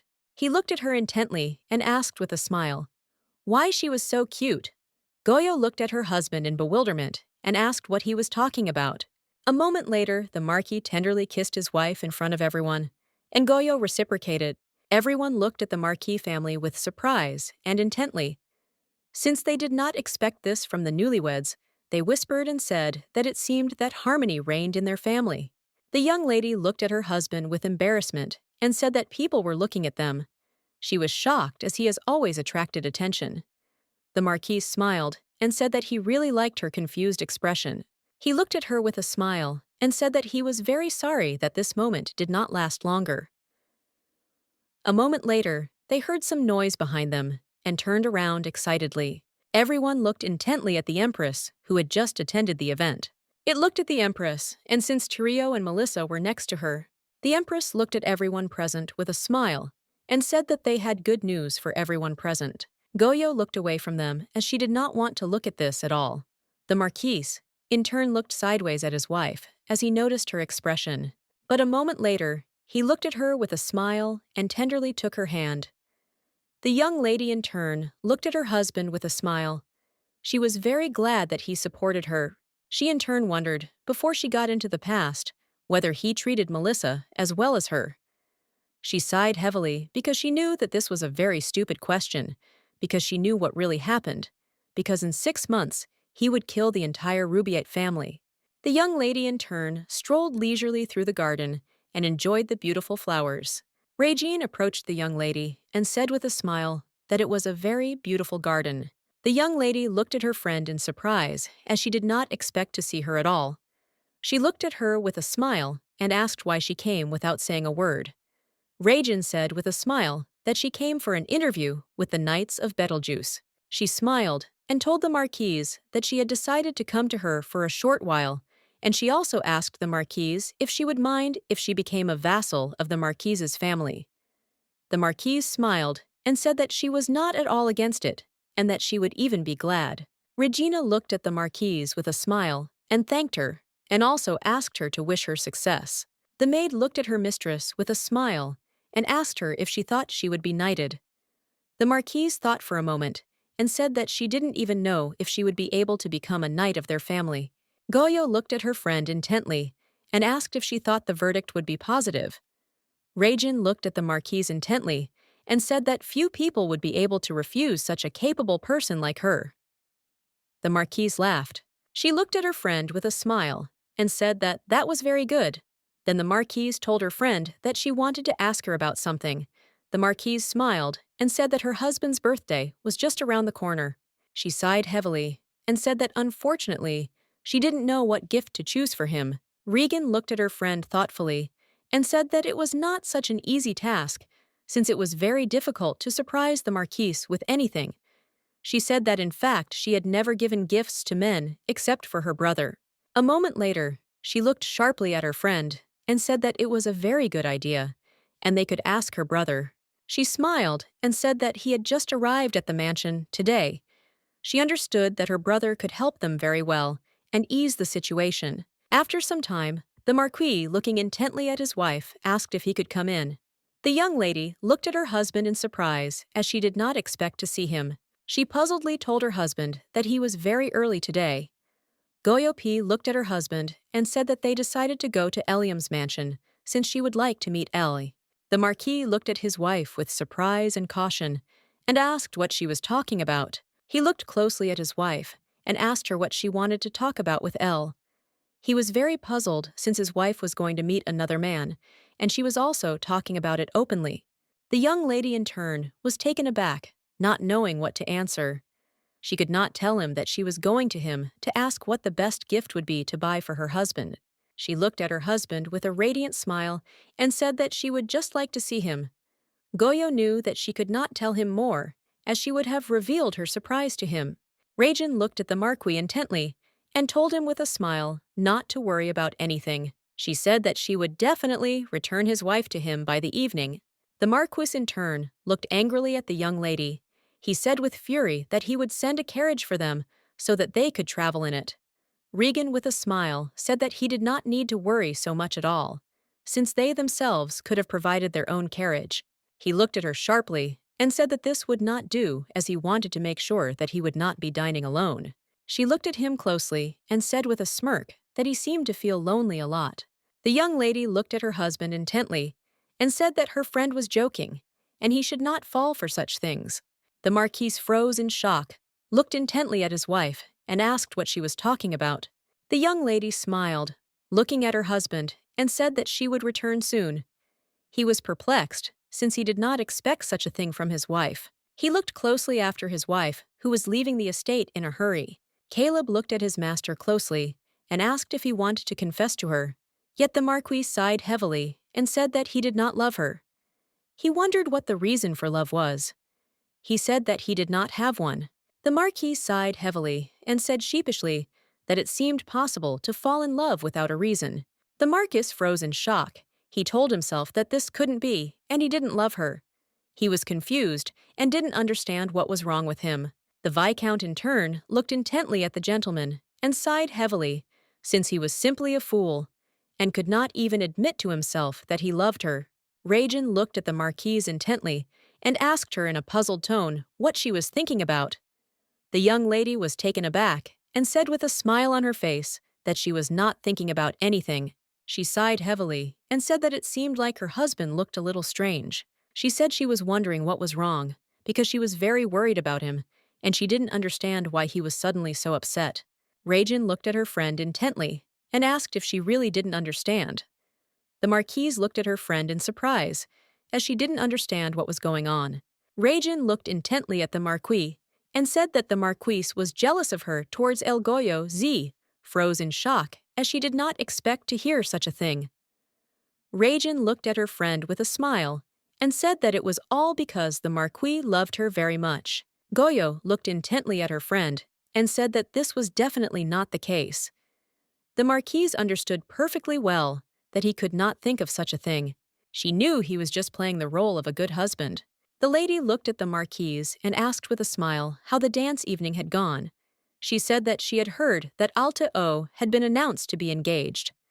She was surprised and did not understand what the young man was thinking when he made such an announcement, while the Marquise was also there. The Marquise sighed heavily, and looking sideways at her friend, said that they simply wanted to show everyone their place. She said that the royal family wanted to celebrate the reunion of Alte and Roubier, and in this way, they wanted to show their power. Regine looked at the Marquise in surprise and said that she was speaking as if it concerned hers. The Marquise sighed heavily and said that she was sad about this, as she was a little annoyed by the fact that she had run into her ex and with Melissa. Although they lived in the same house, they never really communicated. Goyo sighed heavily and said that Melissa had always felt awkward around her, but she was very little back then, so she never resented her for it. She looked at the Marquise in surprise and asked why she thought the Marquise did not love her. Regine did not understand why the Marquise did not do obvious things. Goyo looked at her friend intently and said that she was the eldest daughter of the Roubiet family, and she was supposed to marry Beetlejuice, and if she married Alta Anciès, would propose to Melissa, that's all. She said that, in other words, her husband would behave with Melissa in exactly the same way as he did with her. She looked intently at the Marquise and said, puzzled, that she did not think that everything was exactly as she said, since she saw everything that was written on his face. The Marquise smiled, looking at her friend, and said that she knew that this was certainly so. Goyo thought for a moment, because in fact, she felt greed. She understood that this was not right, but to her regret, she could not do anything about it. Goyo was puzzled because she realized that the more time they spent together, the more she wanted to become a little special for him. Goyo was shocked because this showed her greed, but she understood perfectly well that she couldn't even count on more. She knew that in such a situation, she could die with a smile on her face. The young lady thought for a moment, for she knew perfectly well that she had no need to count on more, since she already knew her future very well. The lady looked closely at the marquise as she was very worried. She wanted to console her somehow, but unfortunately she understood that everything was in vain. The marquise, in turn, looked at the lady and said with a smile that everything was fine. She smiled and said that ever since she met her sister, she couldn't help but think about it. She said that it was very strange. The lady looked closely at her friend and said that it was not so, and it was normal to think about it. After all, he was her husband. She looked at the marquise with a smile and said that it was the first time she had heard her tell her something like that, and she was very glad that they had become a little closer. The marquise looked closely at her friend, as she did not expect to hear such a thing. Moments later, the marquise looked at her friend with a smile and said that she reminded her a little of her husband. Rajan was shocked, and looking at her friend, she asked how they were similar. The marquise looked at her friend with a smile and said that they were similar because she was also strange. Rajan was shocked by such a statement. Looking at her friend, she asked why she was strange and demanded from Goyo explanations. Goyo thought for a moment as she looked at her friend, as she had previously thought that she had ulterior motives when she said that she wanted to be friends with her. But now she didn't think of it that way, since she was going to die soon anyway. So she said that she didn't mind them becoming friends. She thought that she had treated this too irresponsibly. The young lady looked at her friend as she was now very comfortable and pleased to be near her. She was wondering what her friend would feel when she died. She knew that she had become friends with her friend because she knew that her days were numbered. She knew perfectly well that it was very selfish of her. The young lady looked at her friend intently and asked for forgiveness. She looked at her with a smile and said that one day she would tell her everything. Goyo Yu smiled at her friend and said that she wished that, after she told her everything, she would pretend that she didn't know anything. The young lady looked at her friend in bewilderment. She did not know how to react to these words. The marquise, in turn, wanted only one thing when the time came. She would like everyone to think that it was an accident. She would like everyone to forget about the tragedy of the Betelgeuse family. Goyo wanted everyone to forget about her. The young man looked closely at the marquise, and with a smile thought about a birthday present for her husband. He asked why not give her something she was good at doing. Elle looked at the marquise with a smile and said that the best gift is a sincere gift that the marquise can give to this. His sister looked at him in bewilderment and asked if this was all he could offer. Rajan looked at her brother intently and said that they already knew that she was puzzled and did not understand why she brought the marquise to the mansion. Then Elle looked at the young ladies with puzzlement and asked them for forgiveness. The marquise looked at the young man with a smile and said that he should not worry, since he had helped her a lot. She thought about what she could do for her husband. The young lady looked at the young men intently and said shyly that she needed their help. She asked if they could help her. The young people froze in place from shock and bewilderment as they did not understand what the marquise wanted from them. Exer looked intently at the marquise and said that he could help her in his free time. Exer was a little puzzled and surprised, as he did not understand why he was trying so hard when the master did not care about his birthday. Caleb, with the speed of lightning, interrupted his friend and said that the master would be very happy to receive a gift from the young lady. Exer looked at his friend intently and asked what he said wrong. Caleb looked at his friend intently and told him to shut up immediately. The young lady looked at the young people who were quietly arguing in bewilderment. A moment later, they looked at the young lady with wicked grins. She looked at them intently and thanked them for their help, and also asked them to keep everything a secret from the marquise. They looked at her intently and said that, of course, they would not say anything about this to the marquise. She thanked them again and slowly left them. After the young lady left the young men, they looked at each other intently. They were a little puzzled and did not know how their master would react to this.